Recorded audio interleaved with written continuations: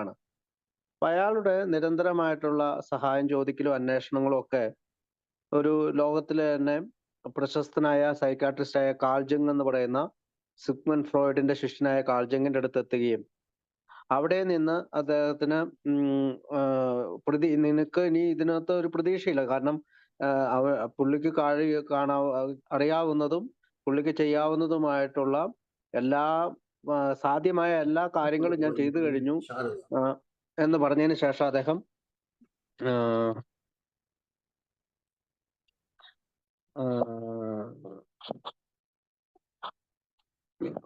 അപ്പൊ എന്ന് പറഞ്ഞതിന് ശേഷം അദ്ദേഹം അവസാനമായിട്ട് ഒരു സ്പിരിച്വൽ ലൈഫ് നയിക്കുകയാണെങ്കിൽ, അല്ലെങ്കിൽ അങ്ങനെ ഒരു ആത്മീയ ജീവിതം നയിക്കുകയാണെങ്കിൽ നിനക്ക് രക്ഷപ്പെടാമെന്ന് പറഞ്ഞു കൊടുക്കുകയും, അദ്ദേഹം ഒരു റിലീജിയസ് ആയിട്ടുള്ള ആളായതുകൊണ്ട് തന്നെ അദ്ദേഹം റിലീജിയസ് ആയിട്ടുള്ള ഓക്സ്ഫോർഡ് ഗ്രൂപ്പിൽ യുണൈറ്റഡ് സ്റ്റേറ്റിൽ അമേരിക്കയിൽ എത്തുകയും അവിടെ വെച്ച് സുബോധാവസ്ഥയിലേക്ക് എത്തുകയാണ് ചെയ്തത്. അവിടെ നിന്നതിന് ശേഷം ഓക്സ്ഫോർഡ് ഗ്രൂപ്പിലെ തത്വങ്ങൾ തന്റെ ജീവിതത്തിൽ പിന്തുടരുകയും ആ കാര്യങ്ങൾ നമ്മുടെ ബിഗ് ബുക്കിൽ പറയുകയും ചെയ്തിട്ടുണ്ട്. ഒരു ബിസിനസ്മാൻ എന്നുള്ള രീതിയിൽ നമ്മുടെ ബിഗ് ബുക്കിൽ പറഞ്ഞിട്ടുണ്ട്. അവിടെ നിന്ന് 1934 അദ്ദേഹത്തിന്റെ കുട്ടിക്കാല സുഹൃത്തായ, ബാല്യകാല സുഹൃത്തായ എബി താച്ചറിന്റെ അടുത്തെത്തുകയും, അല്ലെങ്കിൽ ബിൽ വിൽസന്റെയും കൂടി സുഹൃത്താണ് അദ്ദേഹം. അദ്ദേഹം ഈ ക്രോണിക് ഡ്രിങ്കിങ് കാരണം, അല്ലെങ്കിൽ അതികഠിനമായ കുടി കാരണം ബെന്നിങ്ടൺ വെർമൗണ്ട് എന്ന സ്ഥലത്ത് ലോക്ക്ഡപ്പ് ആയേക്കുമായിരുന്നു. അദ്ദേഹത്തിനെ വിസിറ്റ് ചെയ്യുകയും, അതായത് എബി താച്ചറിനെ റോളണ്ട് ഹസാർഡ് വിസിറ്റ് ചെയ്യുകയും, പ്രത്യേകിച്ച് അദ്ദേഹത്തിന്റെ കൂടെ ഷെഫ് കോർണൽ, റോളണ്ട് ഹസാർഡ്, പിന്നെ സീബ്ര ഗ്രീവ്സ്, ഇവർ 3 പേരും കൂടിയാണ്. സീബ്ര ഗ്രീവ്സ് എന്ന് പറഞ്ഞാല് അവിടുത്തെ ജഡ്ജിയുടെ മകനാണ്. അവർ 3 പേരും കൂടി ഈ പറയുന്ന 12 സ്റ്റെപ്പ്, ഇന്ന് നമ്മൾ പറയുന്ന 12-ാം പടി പ്രവർത്തനത്തിനായി പോവുകയാണ്. അങ്ങനെ റോളണ്ട് ഹസാർഡും എബിയും ഓക്സ്ഫോർഡ് ഗ്രൂപ്പിലെത്തുകയും, പിന്നീട് ഒരു പക്ഷേ റോളണ്ട് ഹസാർഡ് എബിയുടെ ഒരു സ്പോൺസർ പോലെ പെരുമാറുകയും, പിന്നീട് അദ്ദേഹം ഈ പറയുന്ന ഓക്സ്ഫോർഡ് ഗ്രൂപ്പിലെ പ്രിൻസിപ്പൾ എബിയും ഫോളോ ചെയ്യുകയും മോചനം പ്രാപിക്കുകയും ചെയ്യണം. ആ ഡിസംബറിൽ, ആ വർഷം തന്നെ 1934 തന്നെ അവന് ബിൽ വിൽസനെ കാണാനായിട്ടുള്ള, എബിക്ക് ബിൽ വിൽസനെ കാണാനായിട്ടുള്ള ചാൻസ് കിട്ടാണ്. അവിടെ വെച്ചിട്ട് ബില്ല് പറയുന്നുണ്ട്, ഞാന് എൻ്റെ ജീവിതം നശിച്ചു എന്ന് സമ്മതിച്ചു, ഞാന് സത്യസന്ധമായി ബേബിയുടെ അടുത്ത് ഇതെല്ലാം പറഞ്ഞു, അങ്ങനെ ഞാന് എന്നെ ഉപദ്രവിച്ചുകൊണ്ടുള്ള രമ്യതയിൽ ഏർപ്പെട്ടു, അതുകൂടാതെ ഞാൻ മറ്റുള്ളവരിലേക്ക് സന്ദേശം കൊടുക്കാനായിട്ട് തയ്യാറായി. സന്ദേശം കൊടുക്കുക എന്ന് പറഞ്ഞാല് തീർച്ചയായും ഈ പുതിയ ആളുകൾ ചാൾസ് ബി ടൗൺസ് ഹോസ്പിറ്റലിൽ അഡ്മിറ്റ് ആകുമ്പോൾ അവിടെ പോയി നമ്മുടെ മദ്യാസക്തിയെ പറ്റിയൊക്കെ സംസാരിക്കാനായിട്ട് ഇദ്ദേഹം സമയം കണ്ടെത്തിയിരുന്നു. അത് ഓക്സ്ഫോർഡ് ഗ്രൂപ്പിന്റെ ഒരു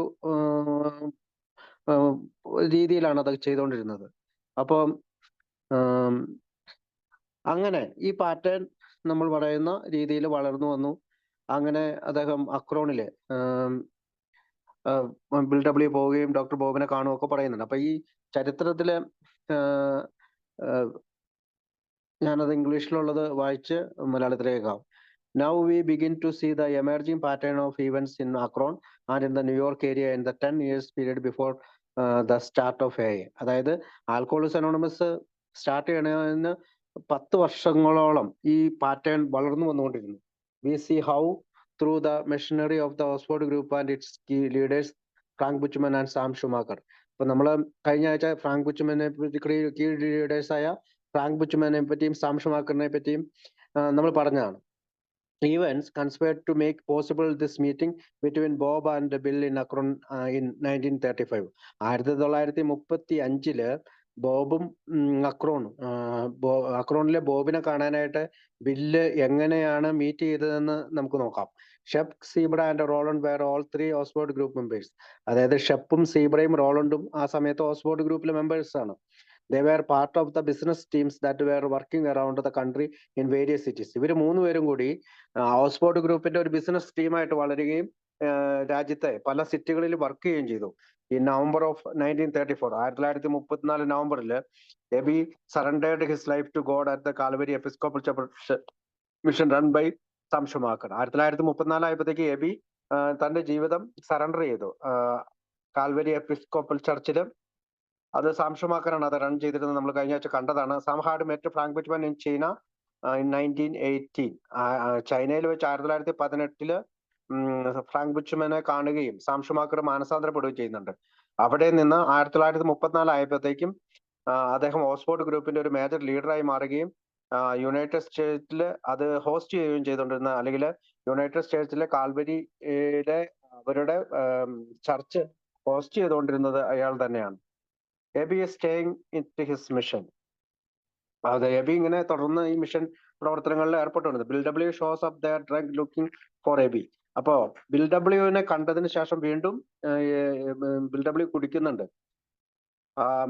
അങ്ങനെ ബിൽ ഡബ്ല്യു എബിയെ കാണാനായി നമ്മുടെ ഇവിടെ എത്തുകയാണ്. ഇവിടെ ഈ കാൽവരി ചർച്ചിൽ എത്തുകയാണ്. കാൻഡ് ഫൈൻഡ് ഹിം, അവനെ കണ്ടെത്താൻ കഴിഞ്ഞില്ല. And goes to Towns Hospital, അതിന് തിരിച്ച് ടൗൺസ് ഹോസ്പിറ്റലിലേക്ക് പോയി. ബിൽ ഡൂവൽ എന്ന് പറയുന്ന മറ്റൊരു ഓക്സ്ഫോർഡ് ഗ്രൂപ്പിലെ അംഗം ഇത് ഓർമ്മിച്ചെടുക്കുന്നത് ഒരു കത്തിലൂടെയാണ്. Bill W told us at the mission that he had heard that Ebby on the previous Sunday at the Calvary Church. അവന് എബിയെ പറ്റി അതിനു മുമ്പുള്ള സൺഡേയിൽ കേട്ടിരുന്നു. എബിക്ക് ഇവിടെ നിന്ന് സഹായം ലഭിച്ചിട്ടുണ്ടെങ്കിൽ എനിക്കും ഇവിടെ നിന്ന് സഹായം കിട്ടണം. ഈ മിഷന്റെ ഓക്സ്ഫോർഡ് ഗ്രൂപ്പിൽ മിഷന്റെ സഹായം വേണം. Bill looked prosperous compared to our usual mission customers. Actually, he was wearing a Brook Brothers suit purchased at a roomage sale for $5. റൂമേജ് sale എന്ന് പറഞ്ഞാല് ഈ സെയിൽ കിട്ടുന്ന ഒരു ജാക്കറ്റ് ഇതാണ് അവന് ബിൽ ഡബ്ല്യു വെയർ ചെയ്തിരുന്നത്. So we agreed that he go to Towns Hospital where Abby and others of the group would talk to him. അങ്ങനെ അവൻ അവിടെ വെച്ച് സമ്മതിക്കുകയാണ്. അപ്പൊ എബിനെ കണ്ടില്ല, പക്ഷെ അവൻ ടൗൺസ് ഹോസ്പിറ്റലിലേക്ക് പോകാം, അവിടെ വെച്ചിട്ട് എബിയോട് എന്നെ കാണാൻ വരണം എന്നുള്ള രീതിയിൽ അവരോട് സംസാരിച്ചു എന്ന് ഈ ലെറ്ററിൽ പറയുന്നുണ്ട്. After his spiritual experience of Towns, Bill immediately made a decision to become very active in Oxford Group work. അപ്പോൾ നമുക്കറിയാം, ഒരു ആത്മീയ അനുഭവം ഉണ്ടായതിനു ശേഷം, ടൗൺസ് ഹോസ്പിറ്റലിൽ ആത്മീയ അനുഭവം ഉണ്ടായതിനു ശേഷം ബിൽ വളരെ പെട്ടെന്ന് തന്നെ ഈ ഓക്സ്ഫോർഡ് ഗ്രൂപ്പിന് വേണ്ടി പ്രവർത്തിക്കാനും ഓക്സ്ഫോർഡ് ഗ്രൂപ്പിലെ ആളുകളെ പോലെ ചിന്തിക്കാനൊക്കെ തുടങ്ങി. അതായത് സന്ദേശം മറ്റുള്ളവർക്ക് എത്തിക്കാനായിട്ട്. And try to bring other alcoholics from Towns to the group. അങ്ങനെ അവന് നമുക്കറിയാം സിൽക്ക് വർത്ത് അവനെ അനുവദിച്ചിരുന്നു, ടൗൺസ് ഹോസ്പിറ്റലിൽ സ്ഥിരമായി ചെല്ലാൻ അനുവദിച്ചിരുന്നു. അത് അദ്ദേഹത്തിന്റെ രോഗികളെ കണ്ട് സംസാരിക്കാൻ അനുവദിച്ചിരുന്നു. അത് പലപ്പോഴും സിൽക്ക് വർത്ത് അനുവദിച്ചത് അദ്ദേഹത്തിന്റെ ജോലി നഷ്ടപ്പെടും, കാരണം ഒരു ഡോക്ടർ മറ്റൊരാളെ അവിടെ സംസാരിക്കാനായിട്ട് അനുവദിക്കുന്നത് അദ്ദേഹത്തിന്റെ ജോലിയെ ബാധിക്കാമെന്ന് കരുതിട്ട് കൂടി പോലും സിൽക്ക് വർത്ത് അനുവദിച്ചു എന്നൊക്കെ നമ്മൾ കണ്ടിട്ടുണ്ട്. അപ്പോൾ അവിടെ നിന്ന് ഇങ്ങനെ കാണുന്ന രോഗികളെ ഓക്സ്ഫോർഡ് ഗ്രൂപ്പിൽ എത്തിക്കുക എന്നതായിരുന്നു ബിൽ വിൽസൺ ആദ്യം ചെയ്തുകൊണ്ടിരുന്ന പരിപാടി. അപ്പൊ നമ്മളിപ്പോ പറഞ്ഞുകൊണ്ടിരിക്കുന്നത് നമ്മുടെ ആൽക്കഹോളിക്സ് അനോണിമസ് രൂപീകൃതമാകുന്നതിന് മുമ്പുള്ള കാര്യങ്ങളാണ്, അല്ലെങ്കിൽ 1939 മുമ്പുള്ള കാര്യങ്ങളാണ്. ബിൽ വിൽസന് നമ്മുടെ ബുക്ക് എഴുതുന്നതിന് തൊട്ട് മുമ്പുള്ള കാര്യങ്ങൾ. Many of the hosts who rescued Abby in Oxford had through indoctrination in Oxford group teachings, and he passed many of this along to Abby and Bill Wilson. അപ്പോൾ റോളണ്ട് കസാഡ് അവിടെ നിന്ന് സന്ദേശം കിട്ടിയതിന് ശേഷം മറ്റുള്ളവരിലേക്ക് ഇത് പാസ് ചെയ്യാനായിട്ട് ശ്രമിച്ചു. അതോടൊപ്പം തന്നെ ബിൽ വിൽസൺ ആകട്ടെ ഓക്സ്ഫോർഡ് ഗ്രൂപ്പിന്റെ മീറ്റിംഗില് പോവുകയും ഈ ഹോസ്പിറ്റലിൽ ഡെയിലി പാസിറ്റോണിൽ അത് പറയുന്നത് രാവിലെ ഉച്ചയ്ക്കും വൈകുന്നേരം ഒക്കെ 4-5 മാസങ്ങളായി ബിൽ ഡബ്ല്യു സ്ഥിരമായി ഈ ചാൾസ് ടൗൺസ് ഹോസ്പിറ്റൽ സന്ദർശിച്ചു എന്നാണ്. അപ്പം അതായത് ആക്രോൺ ട്രിപ്പിന് മുമ്പ്, അതായത് ബോബിനെ കാണുന്നതിന് മുമ്പ് 4-5 മാസം സ്ഥിരമായിട്ട് ഹോസ്പിറ്റൽ സന്ദർശിച്ചിരുന്നു. നോ വൺ സ്റ്റേഡ് സോബർ, പക്ഷെ ആരും അവിടെ സോബർ ആയില്ല. Bill W and the Oxford Group work Jim Newton enters the scene. അപ്പോൾ ഇവിടെ വെച്ചിട്ടാണ് ജിം ന്യൂട്ടൺ എന്ന് പറയുന്ന ഒരാള് നമ്മുടെ ഈ കഥാപാത്രം നമ്മുടെ ഇതിലേക്ക് കടന്നു വരുന്നത്. റോളണ്ട് ഹസാർഡ് ഫ്യൂസ് rescued Ebby in August 1934. 1934 Rowland Hazard എബിനെ സേവ് ചെയ്യുന്നത്. ഹാഡ് എ ത്രൂ ഇൻഡോക്ട്രിനേഷൻ, അതായത് പഠിപ്പിക്കുക, ഇതിന്റെ ഓക്സ്ഫോർഡ് ഗ്രൂപ്പിന്റെ കാര്യങ്ങളൊക്കെ പറഞ്ഞു കൊടുത്തതിന് ശേഷം എബി സേവ് ചെയ്യണം.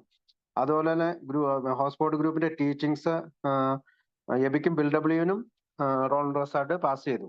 Soon after his release from Towns Hospital at the end of 1940, Bill and the rest of the alcoholic contingent of the Oxford group began gathering at a Stuart cafeteria in New York, following their regular meeting. അതായത് Oxford ഗ്രൂപ്പിലെ സ്ഥിരമായിട്ടുള്ള ഇവരുടെ സന്ദർശനത്തിന് ശേഷം Oxford ഗ്രൂപ്പിലെ അംഗങ്ങളായ ഇവർ Stuart കഫ്റ്റീരിയയില് ഒന്നിച്ച് ചേരാറുണ്ടായിരുന്നു, ഒരു ആഫ്റ്റർ മീറ്റിംഗ് പോലെ.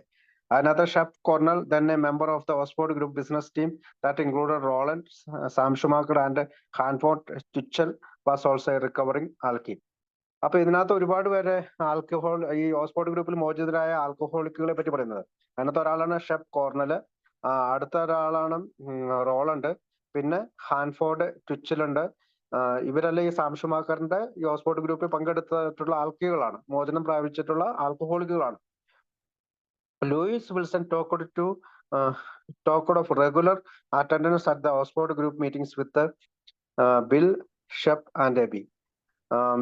അപ്പൊ ലൂയിസ് വിൽസൺ, അതായത് ബിൽ ഡബ്ല്യുവിന്റെ ഭാര്യ പറയുന്ന ഇവരുടെ റെഗുലർ, ബില്ലും ഷെപ്പും എബിയും ഒരു റെഗുലർ ആയിട്ട് ഓക്സ്ഫോർഡ് ഗ്രൂപ്പിൽ പോയിക്കൊണ്ടിരുന്ന ആൾക്കാരാണ്.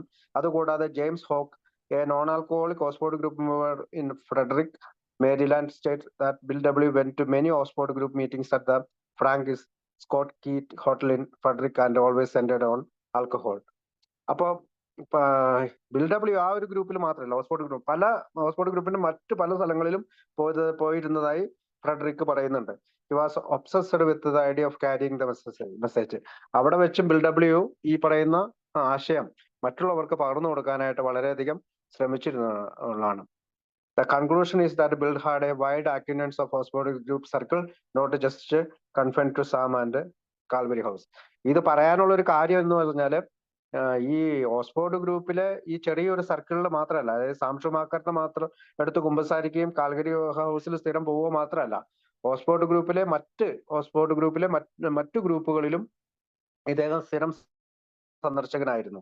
Bill told Houck that he worked on 50 drunks in the first 6 months with no success. Bill Houck എന്ന് പറയുന്ന മറ്റൊരു അംഗത്തോട് പറഞ്ഞിട്ടുണ്ട്, ഞാൻ 50 ഡ്രങ്ക്സുമായിട്ട്, ആൽക്കഹോളിക്കുകളുമായിട്ട് കഴിഞ്ഞ 6 മാസമായിട്ട് വർക്ക് ചെയ്യുന്നുണ്ട്, പക്ഷെ ഒന്നും സക്സസ് ആയില്ല. Calvary Houses was Sam residence and container and Oxford Group book store. അപ്പൊ കാൽവരി ഹൗസ് എന്ന് പറയുന്നത് സാമിന്റെ ഒരു റെസിഡന്റ് ആണ്. അതുകൂടാതെ ഓക്സ്ഫോർഡ് ഗ്രൂപ്പിന്റെ ഒരു ബുക്ക് സ്റ്റോർ അവിടെ പ്രവർത്തിച്ചിരുന്നു. Calvary Mission was to another location in the Gas House District. ഇപ്പൊ കാൽവരി മിഷൻ എന്ന് പറയുന്നത് മറ്റൊരു ഗ്യാസ് ഹൗസ് എന്ന് പറയുന്ന ജില്ലയിലാണ് പ്രവർത്തിച്ചുകൊണ്ടിരുന്നത്. Thousands of people passed through the mission where they offered lodging, free meals and Oxford group meetings every night. അപ്പോൾ അവിടെ ധാരാളം ആയിരങ്ങൾ കടന്നു വന്നുകൊണ്ടിരുന്നു. അവർക്ക് ഭക്ഷണം ഉണ്ടായിരുന്നു, താമസ സൗകര്യം ഉണ്ടായിരുന്നു. ആൻഡ് ഓക്സ്ഫോർഡ് ഗ്രൂപ്പിന്റെ മീറ്റിംഗ് എല്ലാ ദിവസവും രാത്രിയും ഉണ്ടായിരുന്നു. Tex Francisco was its superintendent in 1934 when Bill showed up there. അപ്പൊ ടെക്സ് ഫ്രാൻസിസ്കോ എന്ന് പറയുന്ന ആളാണ് അന്ന് ഈ കാൽവരി മിഷന്റെ സൂപ്രണ്ട്. 1934 ബിൽ വിൽസൺ അവിടെ പ്രത്യക്ഷപ്പെട്ടപ്പോൾ. Now enters the man most certainly responsible for the fateful Akron meetings between Bill and Dr. Bob. അപ്പോ ഇവിടെ വെച്ചിട്ടാണ് വിധി നിർണായകമായ അക്രോൺ മീറ്റിംഗ്, ബിൽ ഡബ്ല്യുവിന്റെയും ഡോക്ടർ ബോബിന്റെയും അക്രോൺ മീറ്റിംഗിലേക്ക് ഈ ഫ്രാൻസിസ്കോ കടന്നു വരുന്നത്. അതോടൊപ്പം Jim Newton was surely the sole catalyst that ordinated the Oxford group should be in place in Akron. ഇപ്പൊ ജിം ന്യൂട്ടൺ എന്ന് പറഞ്ഞ മറ്റൊരു ഓക്സ്ഫോർഡ് ഗ്രൂപ്പിൽ അംഗമാണ് യഥാർത്ഥത്തിൽ അക്രോണിൽ ഈ ഗ്രൂപ്പ് തുടങ്ങാനുള്ള ഒരു പ്രധാനപ്പെട്ട ചാലകശക്തിയായിട്ട് പ്രവർത്തിച്ചത്. Ohio when Bill showed up there in 1935. 1935 അദ്ദേഹം അവിടെ ബിൽ ഡബ്ല്യു അവിടെ ഷോഡ് അപ്പ് എന്ന് പറഞ്ഞാൽ അവിടെ പോയപ്പോ this amazing string of circumstances plays out of as follows. അപ്പൊ ഇത്തരം മനോഹരമായിട്ടുള്ള പല സാഹചര്യങ്ങളും നമ്മുടെ എഐയുടെ രൂപീകരണത്തിനായിട്ട് ഉടലെടുത്തിട്ടുണ്ട്. ജിം അറ്റ് ഏജ് 20, 20 വയസ്സുള്ള Jim was a luggage salesman in New York who had come upon Oxford group meeting by accident. അപ്പൊ അദ്ദേഹം ലഗേജ് സെയിൽസ്മാൻ ആയിരുന്നു. അദ്ദേഹം വളരെ ആക്സിഡന്റ് ആയിട്ട് ഓക്സ്ഫോർഡ് ഗ്രൂപ്പിൽ അവിചാരിതമായിട്ട് കടന്നു വന്നതാണ്. Actually he was looking for fun and game that night. അവൻ ഒരു രസത്തിനായി, വെറും ആ രാത്രിയിൽ ഒരു രസത്തിനായി അവിടെ കടന്നു വന്നതാണ്. In Massachusetts in 1923 when he was 18 year old. അപ്പം 18-ാമത്തെ വയസ്സിൽ അദ്ദേഹം ഒരു തമാശ മട്ടില് ഓക്സ്ഫോർഡ് ഗ്രൂപ്പിൽ വന്നതാണ്. He was converted at the party. അവിടെ വെച്ച് പക്ഷെ അദ്ദേഹത്തിന് മാനസാന്തരം പഠിപ്പിക്കുകയും got on his knee and gave the direction of his life to God at that time. അവിടെ വെച്ചിട്ട് അദ്ദേഹം മുട്ടിന്മേൽ നിന്ന് തന്റെ ജീവിതം ദൈവത്തിനായി വിട്ടുകൊടുത്തു, അല്ലെങ്കിൽ ദൈവത്തിനായി തിരിച്ചുവിട്ടു. He met a lady named Eleanor Forde who greatly influenced his thinking about the movement. ഇവിടെ വെച്ചിട്ട് ജിം എലനോർ ഫ്രോഡ് എന്ന് പറഞ്ഞ മറ്റൊരു സ്ത്രീയെ കണ്ടുമുട്ടുകയും അവര് 20 വർഷങ്ങൾക്ക് ശേഷം 1943 വിവാഹിതരാവുകയും ചെയ്തു. സെവറൽ ട്വിസ്റ്റ്, ധാരാളം ട്വിസ്റ്റുകൾ നടന്നു. Turns to fate placed Jim Newton to Akron, Ohio and installed our next cast of characters. അപ്പോൾ ഇതിനു ശേഷം ധാരാളം ഇതൊക്കെ ട്വിസ്റ്റുകളൊക്കെ നടന്നതിന് ശേഷമാണ് ജിം ന്യൂട്ടൺ അക്രോണിൽ എത്തുകയും ഒഹായോയില് നമ്മുടെ അടുത്ത കഥാപാത്രങ്ങളെ സീനിൽ കൊണ്ടുവരികയും ചെയ്യുന്നത്. These were both Oxford group members and regular attendees at Oxford Group meetings. ഇവര് സ്ഥിരമായിട്ട് ഓക്സ്ഫോർഡ് ഗ്രൂപ്പിന്റെ മെമ്പേഴ്സും ആയിരുന്നു, സ്ഥിരമായി ഓക്സ്ഫോർഡ് ഗ്രൂപ്പ് മീറ്റിംഗിന് പോയിക്കൊണ്ടിരുന്നവരാണ്. We will be talking about the intertwined relations of Henrietta Seiberling. നമ്മളിപ്പോൾ സംസാരിക്കുന്നത് ഹെൻറിറ്റ സിബർലിംഗിനെ കുറിച്ചും ഡോക്ടർ വാൾട്ടർ ടങ്സിനെ കുറിച്ചും, അതായത് പുരോഹിതനായ doctor Walter Tunks, Harvey and Russell Firestone, tyre കടയുടെ ഉടമയായ ഹാർവിനെയും റൂസലിനെ കുറിച്ചും, സാം ഷുമാക്കറിനെ കുറിച്ചും, അതായത് കാൽവരി ഹൗസിന്റെ ഡയറക്ടറായ സാം ഷുമാക്കറിനെ കുറിച്ചും, ഫ്രാങ്ക് ബുച്ച്മാനെ കുറിച്ചാണ്. അതായത് ഫസ്റ്റ് സെഞ്ചുറിയൻ ക്രിസ്ത്യൻ ഫെലോഷിപ്പ് എന്ന് പറയുന്ന ഓക്സ്ഫോർഡ് ഗ്രൂപ്പിന് തൊട്ടു മുമ്പിലുണ്ടായ ഫെലോഷിപ്പിനെ കുറിച്ചുമാണ്. അത് സ്ഥാപിച്ച ആളുടെ പേരാണ് ഫ്രാങ്ക് ബുച്ച്മാൻ. അദ്ദേഹം ഒരു പുരോഹിതനാണ്. T Henry and Clarence Williams, അവർ രണ്ടുപേരും ഓക്സ്ഫോർഡ് ഗ്രൂപ്പിലെ അംഗങ്ങളാണ്. ആൻഡ് ആനി, ഡോക്ടർ ബോബിന്റെ wife, and doctor Bob Smith. ഇതിനെക്കുറിച്ചാണ് നമ്മൾ ഇനി പറയാൻ പോകുന്നത്. Jim Newton went to Myers Florida in 1926. 1926 Jim Newton മേയേഴ്സിൽ ഫ്ലോറിഡയിൽ പോയത് at age 21 to visit his father, അദ്ദേഹത്തിന്റെ അച്ഛനെ കാണാനായിട്ട്. And they bought a 35 acre tract of land across the road from the Thomas Edison estate. അവിടെ വെച്ച് 35 acre സ്ഥലം ഇവർ വാങ്ങുന്നു തോമസ് എഡിസൺ എസ്റ്റേറ്റിൽ നിന്ന്. Jim Newton become as an adopted son to Mr and Mrs Edison. അതായത് Mr and Mrs എഡിസന്റെ adopt ചെയ്യപ്പെട്ട മകനാണ് Newton. And often acted as host and act as toastmaster in Edison's famous birthday parties that were attended by Henry Ford, Harvey Firestone.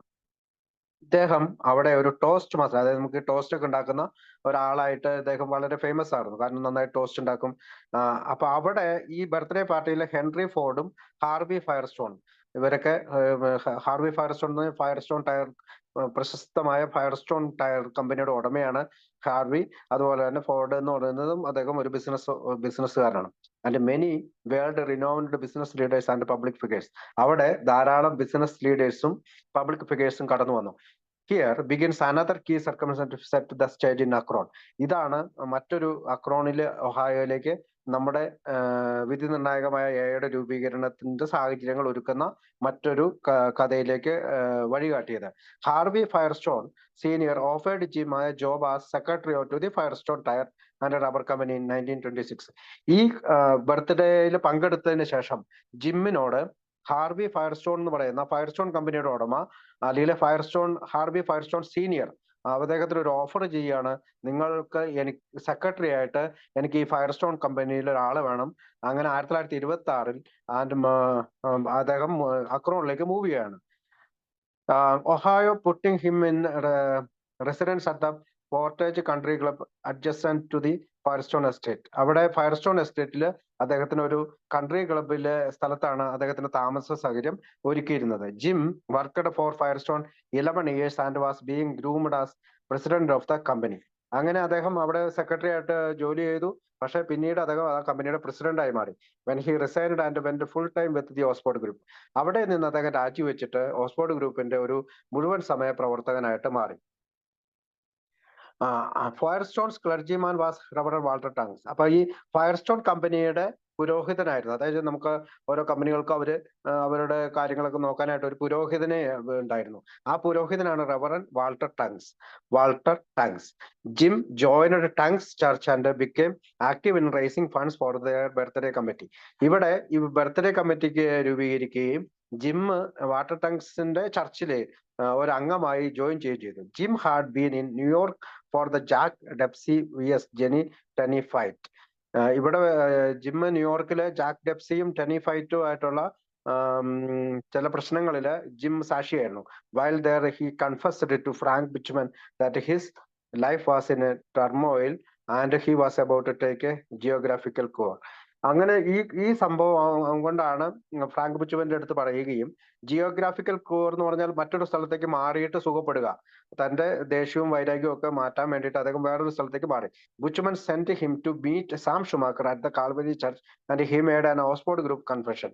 ഇവിടെ വെച്ച് Calvary ചർച്ചിൽ വെച്ച് Sam ഷുമാക്കറിന്റെ അടുത്ത് അദ്ദേഹം കുറ്റങ്ങൾ ഏറ്റുപറയുകയും അദ്ദേഹം കുമ്പസാരിക്കുകയും ചെയ്തു.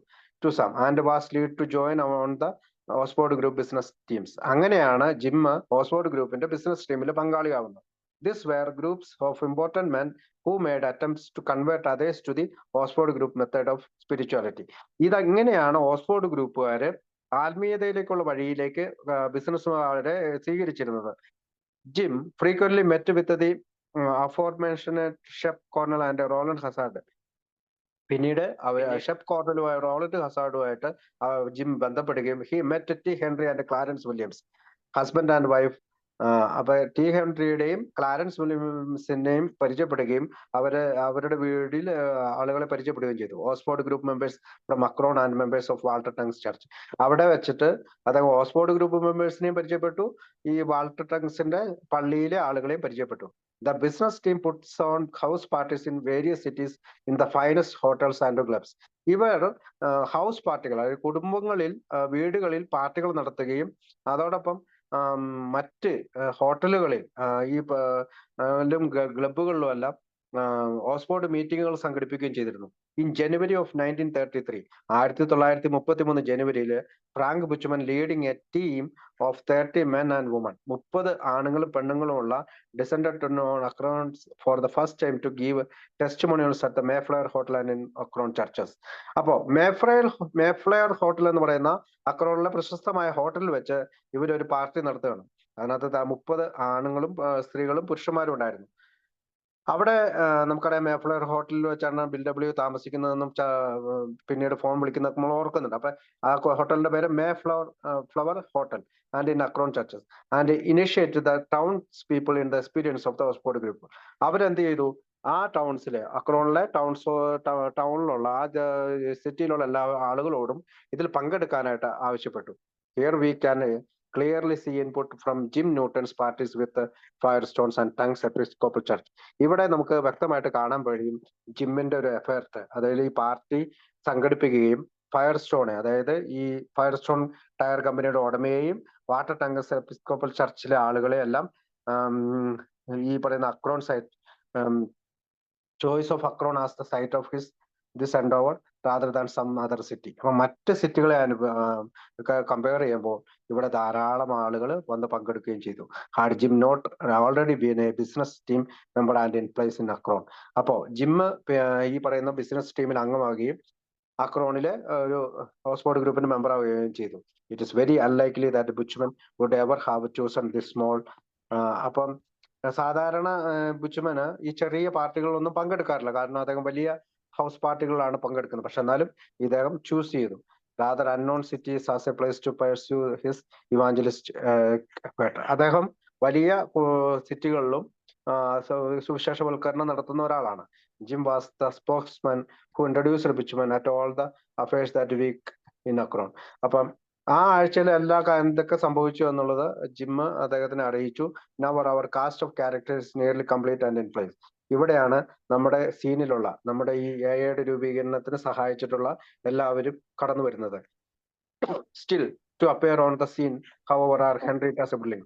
ആരൊക്കെയാണത്? Henrietta Seiberling. ഡോക്ടർ ബോബിനെ ബിൽ ഡബ്ല്യുവിനെ പരിചയപ്പെടുത്തി കൊടുത്ത ഹെൻറിറ്റ സെബർലിംഗ്. ആനി, ഡോക്ടർ ബോബിന്റെ വൈഫ്. പിന്നെ doctor Bob Smith, T Henry, Clarence Williams. ഇവിടെ കൂടാതെ ക്ലാരൻസ് വില്യംസും അവിടെ പങ്കെടുത്തു. When Jim first arrived in Akron, he had been welcomed into the Firestone family. Bill ജിമ്മിന് സെക്രട്ടറി ആയിട്ട് ജോലി കിട്ടിക്കഴിഞ്ഞപ്പോൾ ഫയർസ്റ്റോൺ ഫാമിലിയിൽ അദ്ദേഹത്തിന് നല്ലൊരു സ്വീകരണം ലഭിച്ചു. ആൻഡ് ഹാഡ് ബിക്കം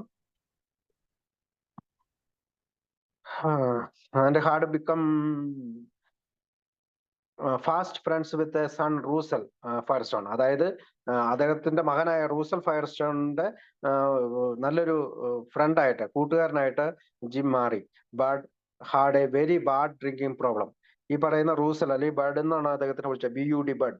ബഡിന് അല്ലെങ്കിൽ റൂസലിന് വലിയ ഒരു ഡ്രിങ്കിങ് പ്രോബ്ലം ഉണ്ടായിരുന്നു. And had already been sent to several hospital to no avail. ഇപ്പൊ ധാരാളം ആശുപത്രിയിലേക്ക് കൊണ്ടുപോയെങ്കിലും അതിന് വലിയ പ്രയോജനമോ ഒരു ഉപയോഗവും ഉണ്ടായില്ല. കാരണം അവർക്ക് വീണ്ടും അദ്ദേഹം കുടിക്കുകയാണ് ചെയ്തത്. Jim went with Bud to still another drying out place. അപ്പൊ ജിം എന്ത് ചെയ്തു? വീണ്ടും ബഡിനെ കൊണ്ട് വേറൊരു ഡ്രൈയിങ് ഔട്ട് പ്ലേസിലേക്ക് പോയി. On the Hudson river in New York. അത് ഹുഡ്സൺ റിവറിലെ ന്യൂയോർക്കിലാണ് അത്. And stayed through the entire 30-day programme. അവിടെ ഒരു 30 ദിവസത്തെ ഡ്രൈവിംഗ് പ്രോഗ്രാമിൽ, അതായത് മദ്യത്തിൽ നിന്ന് മാറ്റിയെടുക്കാനായിട്ടുള്ള ഒരു പ്രോഗ്രാമിൽ പങ്കെടുക്കുകയെങ്കിലും he took Bud into an Episcopal conference in Denver. ഡെൻവറിലെ ഈ പറയുന്ന ഒരു ഓക്സ്ഫോർഡ് ഗ്രൂപ്പിന്റെ എപ്പിസ്കോപ്പൽ കോൺഫറൻസിലേക്ക് കൊണ്ടുപോയി. To which the Oxford group people had been invited. അവിടെ ഓക്സ്ഫോർഡ് ഗ്രൂപ്പ് പീപ്പിളും വിളിച്ചിരുന്നു. On the train east again after the party. അപ്പം ആഫ്റ്റർ ഈ പാർട്ടി കഴിഞ്ഞതിന് ശേഷം ട്രെയിനിൽ വെച്ച് he was able to introduce Bud to his old Oxford group minister Sam Shoemaker. അവിടെ സാം ഷുമാക്കറെ പരിചയപ്പെടുത്തി. Alone with Sam but surrender his life to God in a private car on the train. അവിടെ വെച്ചിട്ടാണ്, അതായത് ട്രെയിനില് ഒരു ബോഗിയിൽ വെച്ചിട്ടാണ് സാമുമായിട്ട് സംസാരിക്കുകയും ജീവിതം ദൈവത്തിന് സമർപ്പിക്കുകയും ചെയ്തത്. His life changed. അപ്പൊ ഇത് വലിയൊരു അത്ഭുതമായി. കാരണം അദ്ദേഹത്തിന്റെ ജീവിതം ചേഞ്ച് ആയി. And his family situation and marriage were saved. അദ്ദേഹത്തിന്റെ കുടുംബ പശ്ചാത്തലവും മാരേജും ഡൈവോഴ്സ് ആവേണ്ടായിരുന്നു, അവിടെയും രക്ഷപ്പെട്ടു. Now Akron was the place where AA was not be founded. ഇവിടെ അങ്ങനെ now Akron was the place where AA was to be founded. അങ്ങനെയാണ് AA അക്രോണിൽ സ്ഥാപിക്കാനായിട്ടുള്ള വഴി തെളിഞ്ഞത്.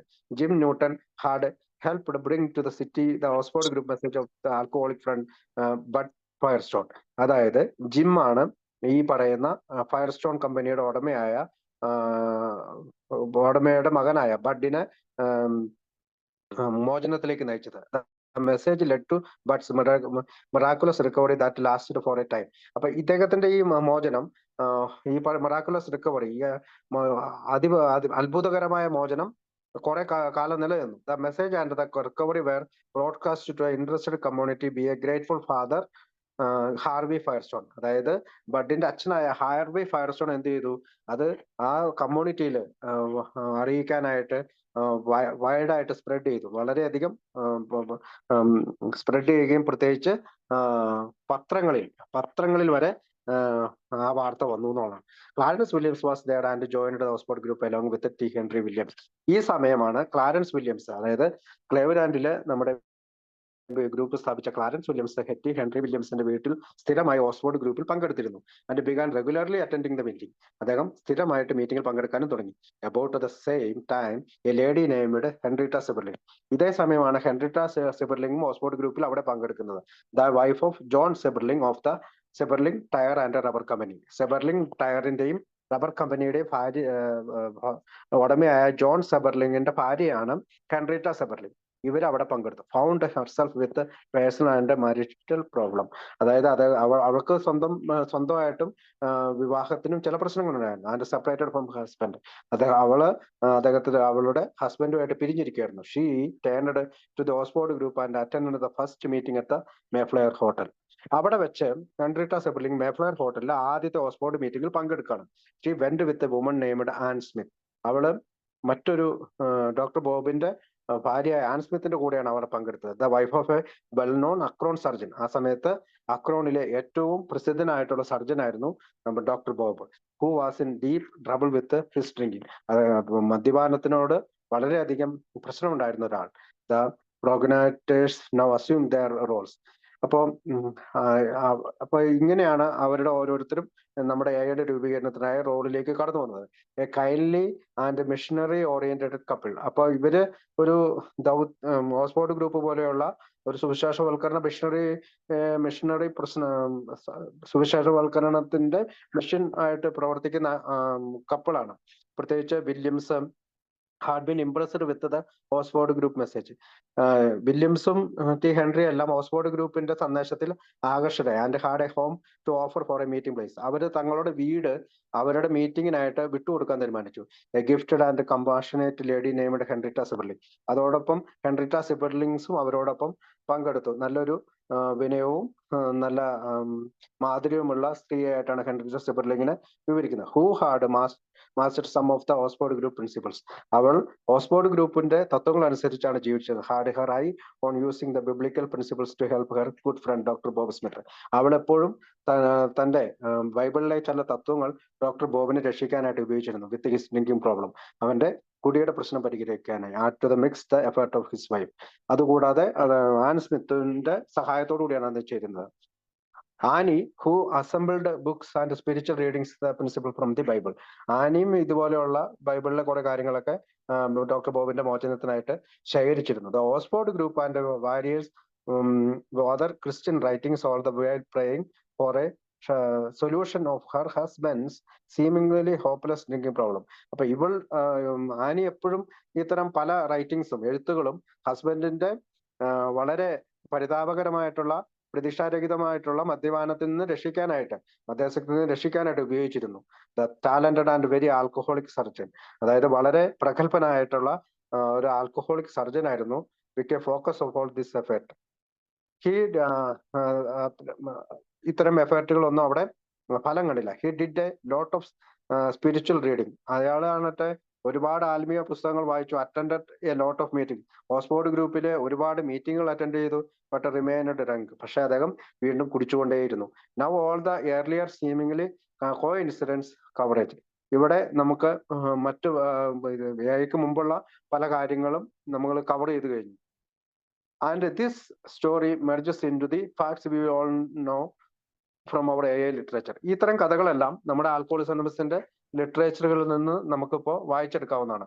On to this scene landed the rum hound from New York moved by what both bill Wilson and Henrietta സിബർലിംഗ് felt was the guidance of God. അപ്പം അതായത് മദ്യം മാത്രം അന്വേഷിച്ചുകൊണ്ടിരുന്ന ആളുകളെ എങ്ങനെ ബിൽ വിൽസന്റെ ന്യൂയോർക്കിൽ നിന്ന് അങ്ങോട്ടുള്ള യാത്രയും ഹെൻറിറ്റ സിബർലിംഗും ദൈവത്തിന്റെ സഹായത്താൽ നയിക്കപ്പെട്ട് ദൈവത്തിന്റെ ഒരു മാർഗത്തിലൂടെ സഞ്ചരിച്ച് എങ്ങനെ ആളുകളെ രക്ഷിച്ചു എന്ന് കാണുന്നതിന് വേണ്ടിയിട്ടാണ് നമ്മൾ ഇത് സഹായിക്കുക. Will had recovered from his disease. Bill അദ്ദേഹത്തിന്റെ രോഗത്തിൽ നിന്ന് മോചനം നേടി.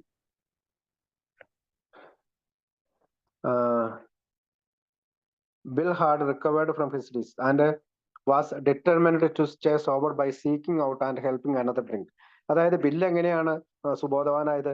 അദ്ദേഹം ഒരു കാര്യം തീരുമാനിച്ചു, ഞാൻ മറ്റു മദ്യാസക്തരെ കണ്ടുപിടിക്കും, അവരുടെ മോചനത്തിനായി സഹായിക്കും. The rum hound from New York. Bill self description when he made the fateful phone call to Henrietta. അതായത് എന്താണ് റം ഹൗണ്ട് ഫ്രം ന്യൂയോർക്ക് എന്ന് പറഞ്ഞാല്, അതായത് മദ്യത്തിൽ മാത്രം തേടിക്കൊണ്ടിരുന്ന ഒരാളായിട്ടാണ് ഫ്രം ന്യൂയോർക്ക് എന്നാണ് ഹെൻറിറ്റ സിബർലിംഗിനെ മേഫ്ലെയർ ഹോട്ടലിൽ നിന്ന് ഫോൺ വിളിക്കുമ്പോൾ അദ്ദേഹം പറയുന്നത് ഇങ്ങനെയാണ്, I am rum hound from New York. എന്ന് വെച്ചാൽ മദ്യത്തെ മാത്രം അന്വേഷിച്ചുകൊണ്ടിരുന്ന ഒരാളാണ് ന്യൂയോർക്കിൽ. Just happen to bring to Akron some solution therefore never assembled in one place and delivered by just one person. അപ്പോ ഇത്തരത്തിലുള്ള ഒരുപാട് സംഭവങ്ങളുടെ കൂടിച്ചേരലോടുകൂടിയാണ് ആൽക്കഹോളിക്സ് അനോണിമസ് രൂപീകൃതമായത്. അതുകൊണ്ട് തന്നെ ഒരാളുടെ കാര്യമോ ഏതെങ്കിലും ഒരു സംഭവങ്ങളുടെ കാര്യത്തിലോ നമുക്കിത് ഒതുക്കി നിർത്താൻ കഴിയില്ല. അപ്പൊ ഇതിനകത്ത് some important knowledge about the disease of alcoholism accumulated through the work of doctor Silkworth at Towns hospital in New York. ആദ്യത്തെ കാര്യം തന്നെ നമുക്കറിയാം, ടൗൺസ് ഹോസ്പിറ്റലിലെ ഡോക്ടർ സിൽക്വർത്തിൽ നിന്ന് മദ്യാസക്തിയുടെ രോഗത്തെക്കുറിച്ചും അതിന്റെ പരിണത ഫലങ്ങളെക്കുറിച്ചും എല്ലാം ബിൽ ഡബ്ല്യുവിന് അറിവുണ്ടായതാണ് ആദ്യത്തെ കാര്യം. രണ്ടാമത്തെ കാര്യം എന്താണ്? an important spiritual solution to the problem that had been passed from Dr. Carl Jung to Roland Hazard and then on a bill by A.B. Thatcher. അതായത് റോളണ്ട് ഹസാഡിന് തന്റെ ഗവേഷണത്തിലൂടെ അല്ലെങ്കിൽ കണ്ടുപിടിക്കലിലൂടെ കാൾജങ് എന്ന് പറയുന്ന ആളുടെ അടുത്ത് എത്തുകയും ആ സൈക്കാട്രിസ്റ്റ് റോളണ്ട് ഹസാഡിന് ആത്മീയതയുടെ വഴിയിലേക്ക് മോചനത്തിനായി കൊടുക്കുകയും ചെയ്തു. റോളണ്ട് ഹസാഡ് എബി താച്ചറുടെ അടുത്ത് എത്തി, എബി താച്ചറുടെ അടുത്ത് നിന്ന് ബിൽ ഡബ്ല്യുവിന് കിട്ടി. അതാണ് രണ്ടാമത്തെ കാര്യം. മൂന്നാമത്തെ കാര്യം a validation of the spiritual solution by the scholarly studies of professor William James. ഈ സ്പിരിച്വൽ സൊല്യൂഷൻ, ഈ ആത്മീയ പദ്ധതിയുടെ യഥാർത്ഥ കണ്ടുപിടിക്കൽ അല്ലെങ്കിൽ കണ്ടുപിടിച്ചത് ആരാണ്? വില്യം ജെയിംസ് ആണ്. The varieties of religious experience എന്ന് പറയുന്ന പുസ്തകത്തിലൂടെയാണ് ബിൽ ഡബ്ല്യുവിന് ഈ സ്പിരിച്വൽ സൊല്യൂഷൻ കിട്ടുന്നത്. അത് വാലിഡേറ്റ് ചെയ്തത് വളരെയധികം വിദ്യാസമ്പന്നനായിരുന്ന പ്രൊഫസറായിരുന്ന വില്യം ജെയിംസിൽ നിന്നാണ്. ആ കാലത്ത് അനേകം പുസ്തകങ്ങൾ എഴുതിയ ഒരാളാണ്. അതിലെ ഏറ്റവും ഫേമസ് പുസ്തകമാണ് the varieties of religious experience. നമ്മുടെ ബിഗ് ബുക്കിൽ അത് പറയുന്നുണ്ട്. നാലാമത്തെ കാര്യം, A linkage between the problem of alcoholism and with the solution that God could and would solve the problem if a relation were sought with him by using the Oxford Group's practical program of action. അടുത്ത നാലാമത്തെ കാര്യം, മദ്യം എന്ന പ്രശ്നമുള്ള ഒരാൾക്ക് ദൈവത്തിന്റെ സഹായത്താലോ അല്ലെങ്കിൽ ആത്മീയതയുടെ സഹായത്താലോ മോചനം നേടാൻ കഴിയുകയുള്ളൂ എന്നുള്ള, അല്ലെങ്കിൽ ആ പ്രശ്നത്തിന് പരിഹാരം ഉണ്ടാകുമെന്നുള്ള, അല്ലെങ്കിൽ ദൈവത്തിനോട് സ്ഥിരമായി were sought with him by using the Oxford Group, അതായത് ദൈവവുമായിട്ടുള്ള ബന്ധം ഓക്സ്ഫോർഡ് ഗ്രൂപ്പിന്റെ പ്രാക്ടിക്കൽ പ്രോഗ്രാം ഓഫ് ആക്ഷൻ, അതായത് പ്രായോഗികതയിൽ എത്തുന്ന, പ്രവൃത്തി പദത്തിലേക്ക് എത്തുന്ന തത്വങ്ങൾ ഉപയോഗിച്ചുകൊണ്ട് ദൈവവുമായിട്ടുള്ള അടുപ്പം വർദ്ധിപ്പിക്കാൻ പറ്റുമെന്നുള്ള എക്സ്പീരിയൻസ് ആർക്ക് കിട്ടി? ആദ്യം കിട്ടിയത് ആർക്കാണ്? റോളണ്ടിന്. അവിടെ നിന്ന് എബിയുടെയും റോളണ്ടിന്റെയും പ്രോഗ്രാം അടുത്തതായിട്ട് ബിൽ വിൽസന് കിട്ടി. In Akron, T Henry and Clarence Williams and Henrietta Seiberling were attend Oxford group meeting at the Mayflower hotel and elsewhere. അപ്പൊ മറ്റ് ഒരു കാര്യം എന്ന് പറഞ്ഞാൽ, മേഫ്ലവർ ഹോട്ടലിൽ ടി ഹെൻറിയും ക്ലാരൻസ് വില്യംസും ഹെൻറിറ്റ സിബർലിംഗും ഈ 30 പേരടങ്ങുന്ന ഓക്സ്ഫോർഡ് ഗ്രൂപ്പിന്റെ മീറ്റിംഗിൽ പങ്കെടുത്തതാണ്. Doctor Bob Smith also attended with his wife. ഇതേ സമയം തന്നെയാണ് ഡോക്ടർ ബോബും ആനും ആ മീറ്റിംഗിൽ പങ്കെടുത്തത്. ഡോക്ടർ ബോബിന്റെ ഭാര്യ ആനും പങ്കെടുത്തത്. He shied away from talking about his problem publicly. Doctor Bob ആകട്ടെ പൊതുവേദിയിൽ തന്റെ പ്രോബ്ലം പറയാനായിട്ട് ഭയങ്കര മടിയായിരുന്നു. And continued drinking. അതുകൊണ്ട് രഹസ്യമായിട്ട് അദ്ദേഹം കുടിച്ചുകൊണ്ടേയിരുന്നു. In her consent, Dr. Bob Henrietta suggested to Henry that if they could set up a smaller, more private meeting, perhaps Bob might feel more at ease and to be able to make a confession in the Oxford Group fashion and a commitment to sobriety. അതായത് ഒരു വലിയ ഗ്രൂപ്പിൽ doctor ബോബിനുണ്ടാകുന്ന ഈ മടിയെ മാറ്റാനായി T ഹെൻറിയോട് അവൾ ആവശ്യപ്പെട്ടാണ് ഒരു ചെറിയ meeting നടത്താം. അന്നേരം ഒരു പക്ഷേ ഓക്സ്ഫോർഡ് ഗ്രൂപ്പിന്റെ മാതൃകയിൽ അവൻ കുമ്പസാരത്തിലൂടെ ഇതെല്ലാം ഏറ്റുപറയുകയും അങ്ങനെ അവൻ സുബോധത്തിൽ എത്തുകയും ചെയ്തു. ടി ഹെൻറി ആകട്ടെ was chosen for this special meeting. അങ്ങനെ ഒരു സ്പെഷ്യൽ മീറ്റിംഗ് നടത്താനായിട്ട്. And this meeting started on a Wednesday in April of 1935. 1935 April, just 1 month before Bill Wilson came to Akron. ഡോക്ടറെ കണ്ടുമുട്ടുന്നതിന്, ബിൽ വിൽസൺ കണ്ടുമുട്ടുന്നതിന് 1 മാസം മുമ്പേ ആണ് ഈ മീറ്റിംഗ് വെനസ്ഡേയില്, ബുധനാഴ്ച തുടങ്ങിയത്. This meeting were usually led by T Henry, Henrietta or Florence Main. ഇപ്പൊ 3 പേരാണ്. ആ ചെറിയൊരു മീറ്റിംഗ് ആണ്. ടി ഹെൻറിയും ഹെൻറിറ്റയും ഫ്ലോറൻസ് മെയിനുമായിരുന്നു. And at one of this doctor Bob was able to confess. ഇവിടെ വെച്ചിട്ട് ഡോക്ടർ ബോബ് കുമ്പസാരിക്കുകയാണ് that he was a secret drinker. അവൻ രഹസ്യമായി കുടിക്കുന്നുണ്ട്. And needed help as he could not stop. അവന് സഹായം ആവശ്യമുണ്ട്, അവന് നിർത്താൻ പറ്റുന്നില്ല. This was the very place that was to become the home to the about to begin alcoholic contingent of the Oxford Group. അപ്പോൾ യഥാർത്ഥത്തിൽ ഇവിടെയാണ് ആൽക്കഹോളിക്കുകളായിട്ടുള്ള ആൽക്കഹോളിക് പ്രോബ്ലം കൈകാര്യം ചെയ്യുന്ന ഓക്സ്ഫോർഡ് ഗ്രൂപ്പിന്റെ ആദ്യത്തെ പരിപാടി തുടങ്ങുന്നത്. We can now see how all these characters contributed to putting doctor Bob and Bill at a meeting in Henrietta Seiberling's home in the gate house of Firestone estate. ഇവിടെ നമുക്ക് കണ്ടുപിടിക്കാൻ കഴിയും ഹെൻറിറ്റ സിബർലിംഗ് പോലെയുള്ള, Walter tongues പോലെയുള്ള ആളുകൾ എങ്ങനെയാണ് നമ്മുടെ ഈ സീനിലേക്ക് കടന്നു വന്നത്.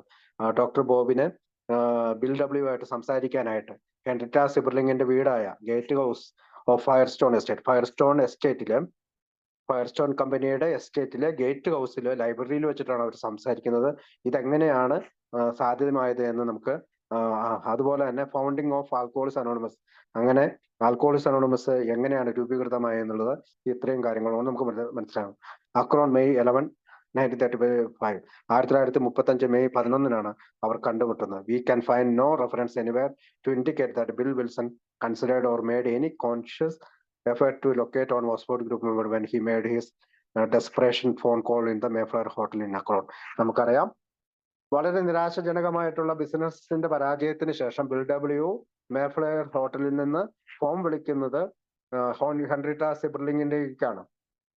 ഹെൻറിറ്റ സിബർലിംഗ് അത് പിന്നീട് എഴുതിയത് ഇങ്ങനെയാണ്: Bill looked in to the cocktail room and was tempted and thought. അതായത് ബാർ റൂമിലേക്ക്, മേഫ്ലയർ ഹോട്ടലിലെ ബാർ റൂമിലേക്ക് അവനെ ശ്രദ്ധ ചെലുത്തുകയും അവന് പ്രലോഭിപ്പിക്കുകയും ചെയ്തു. Well, I will just go in there and get drunk and forget it all and that will be the end of it. അതായത് അവൻ അവിടെ പോവുകയും കുടിക്കുകയും ചെയ്തായിരുന്നെങ്കിൽ എല്ലാം അവസാനിക്കുമായിരുന്നു. Instead of having been sober 5 months in the Oxford group, 5 മാസത്തോളം മാത്രമേ ഓക്സ്ഫോർഡ് ഗ്രൂപ്പിന്റെ മീറ്റിംഗിൽ പങ്കെടുത്തിട്ട് അവൻ മോചിതനായിട്ടുള്ളൂ. ഹി സെഡ് എ പ്രയർ, അവൻ പക്ഷേ പ്രാർത്ഥിച്ചു. He received guidance to look at a minister directory board and A strange thing happen.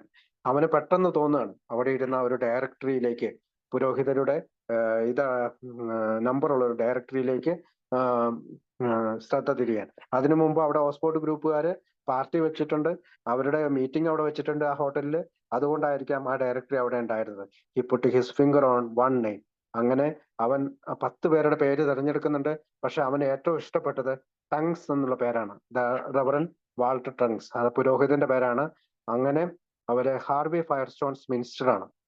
അങ്ങനെ ഈ പറയുന്ന വാൾട്ടർ ടങ്സ്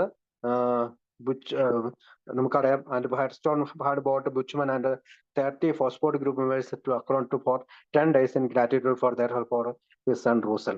അതായത് ഈ ഫയർസ്റ്റോൺ, ഹാർവി ഫയർസ്റ്റോൺ എന്ന് പറയുന്ന ഫയർസ്റ്റോൺ ടയർ കമ്പനിയുടെ ഉടമയും റവറൻ വാൾട്ടർ ടങ്സും കൂടി ഫയർസ്റ്റോണിന്റെ മകനായ റൂസലിനെ രക്ഷിക്കാനായി, അല്ലെങ്കിൽ അവന്റെ കുടിയിൽ നിന്ന് അവനെ രക്ഷിക്കാനായിട്ട് ഫ്രാങ്ക് ബുച്ച്മാനെയും 30 ആളുകളെയും ആ ഹോട്ടലിൽ കൊണ്ടുവരികയും out of that act of gratitude of this one father this whole chain started.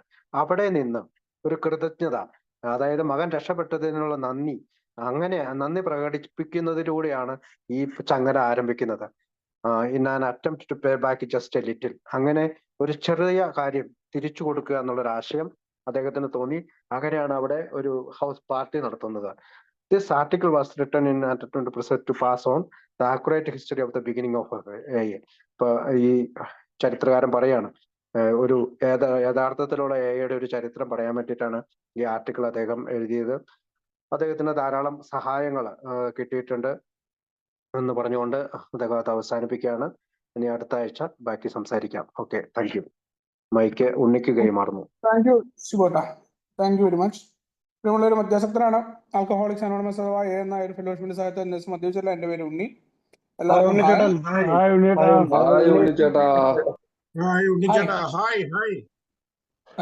ചരിത്രത്തില് വളരെ പ്രധാനപ്പെട്ട സ്ഥലത്തൂടെയാണ് നമ്മൾ പോയിക്കൊണ്ടിരിക്കുന്നത്. KL ഓഡിറ്റോറിയത്തിൽ നടക്കാൻ പോകുന്ന ആ ചരിത്ര മുഹൂർത്തത്തിന് ആൽക്കഹോളിക്സ് അനോണിമസിനെ അതിന്റെ പുതിയ സേവകരിലേക്ക് മാറ്റം, അല്ലെങ്കിൽ അവരിലേക്ക് കൈമാറാനായിട്ട് ബിൽ വിൽസൺ തയ്യാറായിട്ട് നിൽക്കുന്നു. അദ്ദേഹം പറയാണ്, ആൽക്കഹോളിക്സ് അനോണിമസിന്റെ ഭാവി സുരക്ഷിതമായിരിക്കുന്നത് 10ാമത്തെ പാരമ്പര്യത്തിലാണെന്നാണ് നമ്മൾ കഴിഞ്ഞ ആഴ്ച പറഞ്ഞത്. നമ്മൾ തർക്ക വിഷയങ്ങളിൽ ഏർപ്പെടുന്നില്ല.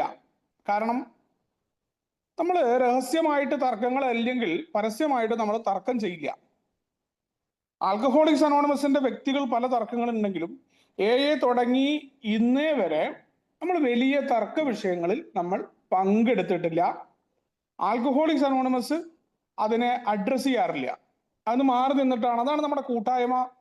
ഒന്നിന്റെയും പക്ഷം ചേരാതെയാണ് നമ്മൾ കടന്നു വന്നിട്ടുള്ളത്. ബില്ല് തന്നെ പറഞ്ഞു, നമ്മളൊന്നും ആർജിച്ചൊരു നന്മയായിട്ടല്ല, അത് പലതും നമ്മളിൽ ഉണ്ടായിരുന്നതാണ്. കാരണം സ്വകാര്യമായി AA അംഗങ്ങൾ ബന്ധപ്പെടുമ്പോൾ മതത്തെക്കുറിച്ച്, രാഷ്ട്രീയത്തെക്കുറിച്ച്, സാമൂഹ്യ പരിഷ്കരണങ്ങളെക്കുറിച്ച്, അതിൽ വൈകാരികമായി കുഴപ്പമുണ്ടാക്കുന്ന ചർച്ചകൾ അംഗങ്ങൾ രഹസ്യമായോ പരസ്യമായോ അംഗങ്ങൾ ചെയ്യാറില്ല. അതുകൊണ്ടാണ് നമ്മൾ പരസ്യമായി തർക്കം പിടിക്കാതിരിക്കുകയും കൂട്ടായ്മയുടെ ഒന്നാം പാരമ്പര്യത്തിൽ നമ്മൾ നിൽക്കുകയും ചെയ്തിരിക്കുന്നത്. അപ്പോ നമുക്ക് ഏറ്റവും വലിയ രസം, ഈ കംസ് ഓഫ് ഏജ് എഴുതി കഴിഞ്ഞ് നമ്മുടെ 13 സ്റ്റെപ്പ് വിവാദമൊക്കെ ഉണ്ടായ സമയത്ത് നമ്മൾ ഈ ഒരു കാര്യമാണ് ജനറൽ സർവീസ് ഓഫീസ് എടുത്തത്.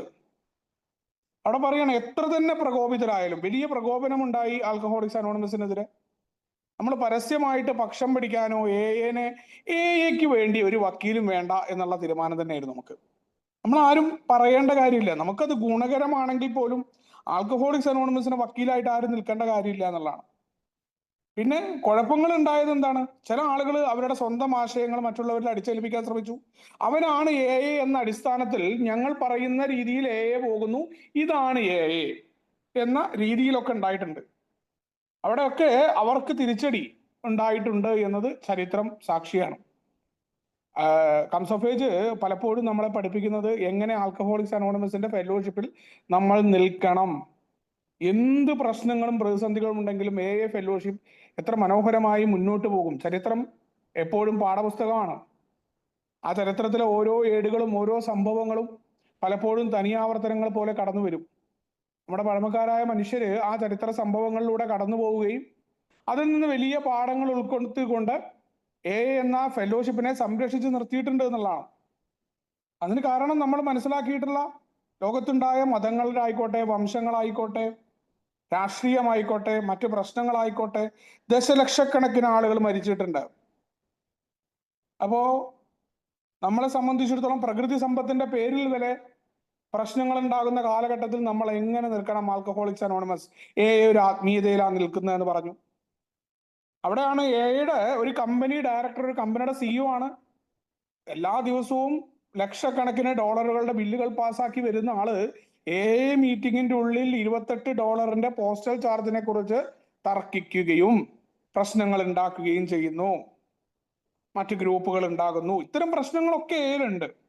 പക്ഷെ ഇതൊന്നും ആൽക്കഹോളിക്സ് അനോണിമസിന് ഒന്നും സംഭവിക്കാൻ പോകുന്നില്ല. ഈ കോലാഹലമൊന്നും, എന്തു തന്നെ കോലാഹലം ഉണ്ടായിട്ടും കാര്യമൊന്നുമില്ല.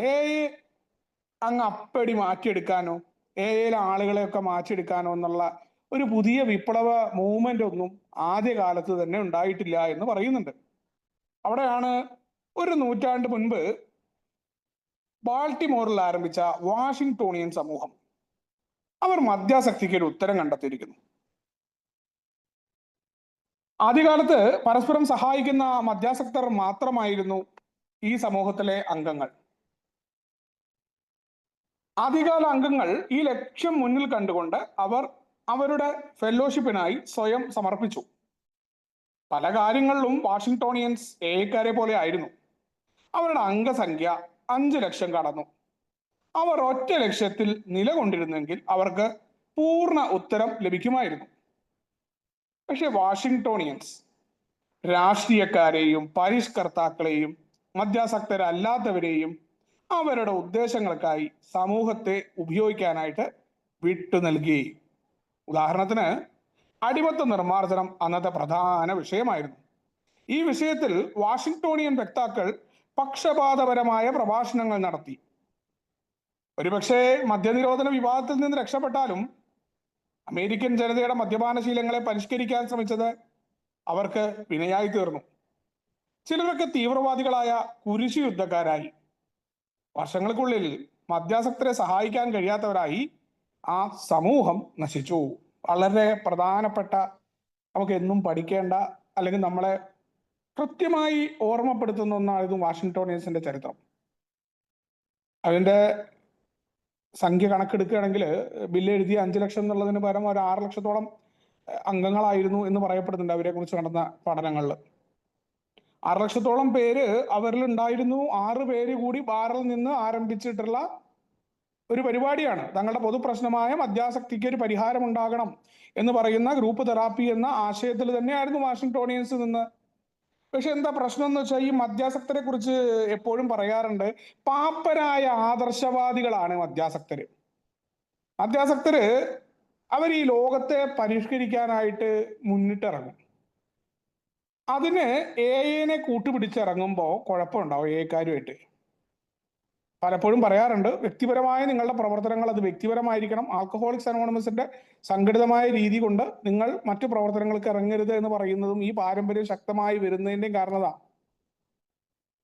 ഓരോ ആളുകളും എന്തുകൊണ്ട് അനോണമിറ്റി പാലിക്കണം, ഇതിലെല്ലാം നമ്മൾ പാഠങ്ങൾ പഠിച്ചുകൊണ്ടാണ്. ആവശ്യമില്ലാത്ത വിഷയങ്ങളിൽ ഇടപെടാതിരിക്കുന്നത്, ഇതെല്ലാം അതുകൊണ്ടാണ്.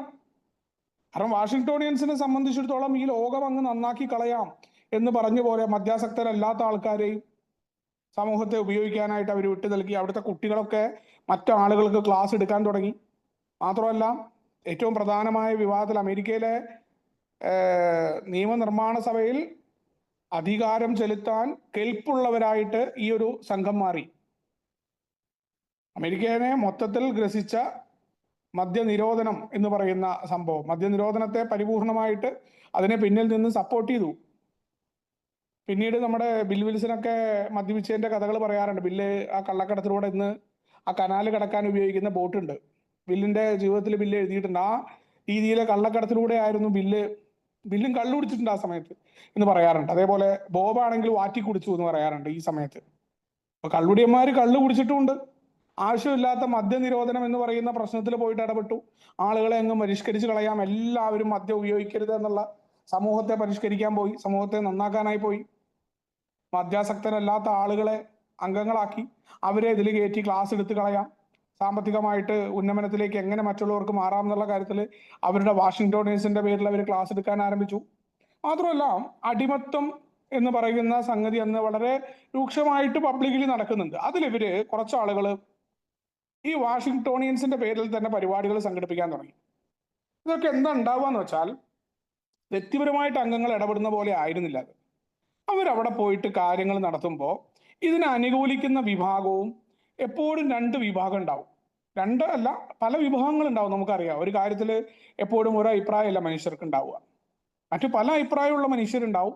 പലരും പല രീതിയിലാണ് അവരുടെ കാര്യങ്ങൾ തീർക്കുക. പ്രത്യേകിച്ച് മദ്യാസക്തരായതുകൊണ്ട് അവരുടെ പക നമ്മൾ ഈ പറയാറുണ്ട് എപ്പോഴും. പ്രോഗ്രാമിലല്ലാന്നുണ്ടെങ്കിൽ തീർച്ചയായിട്ടും നമുക്ക് നമ്മുടെ ദേഷ്യവും നീരസങ്ങളും ഒഴിവാക്കാൻ പറ്റില്ല. നിസാരമായ ഒരാൾ നമ്മളോട് ചിരിച്ചിട്ടില്ല എന്ന് പറഞ്ഞ് അയാളെ തകർക്കാനിറങ്ങുന്ന കിങ് ബേബി സ്വഭാവമുള്ള ആളുകളാണ് നമ്മൾ.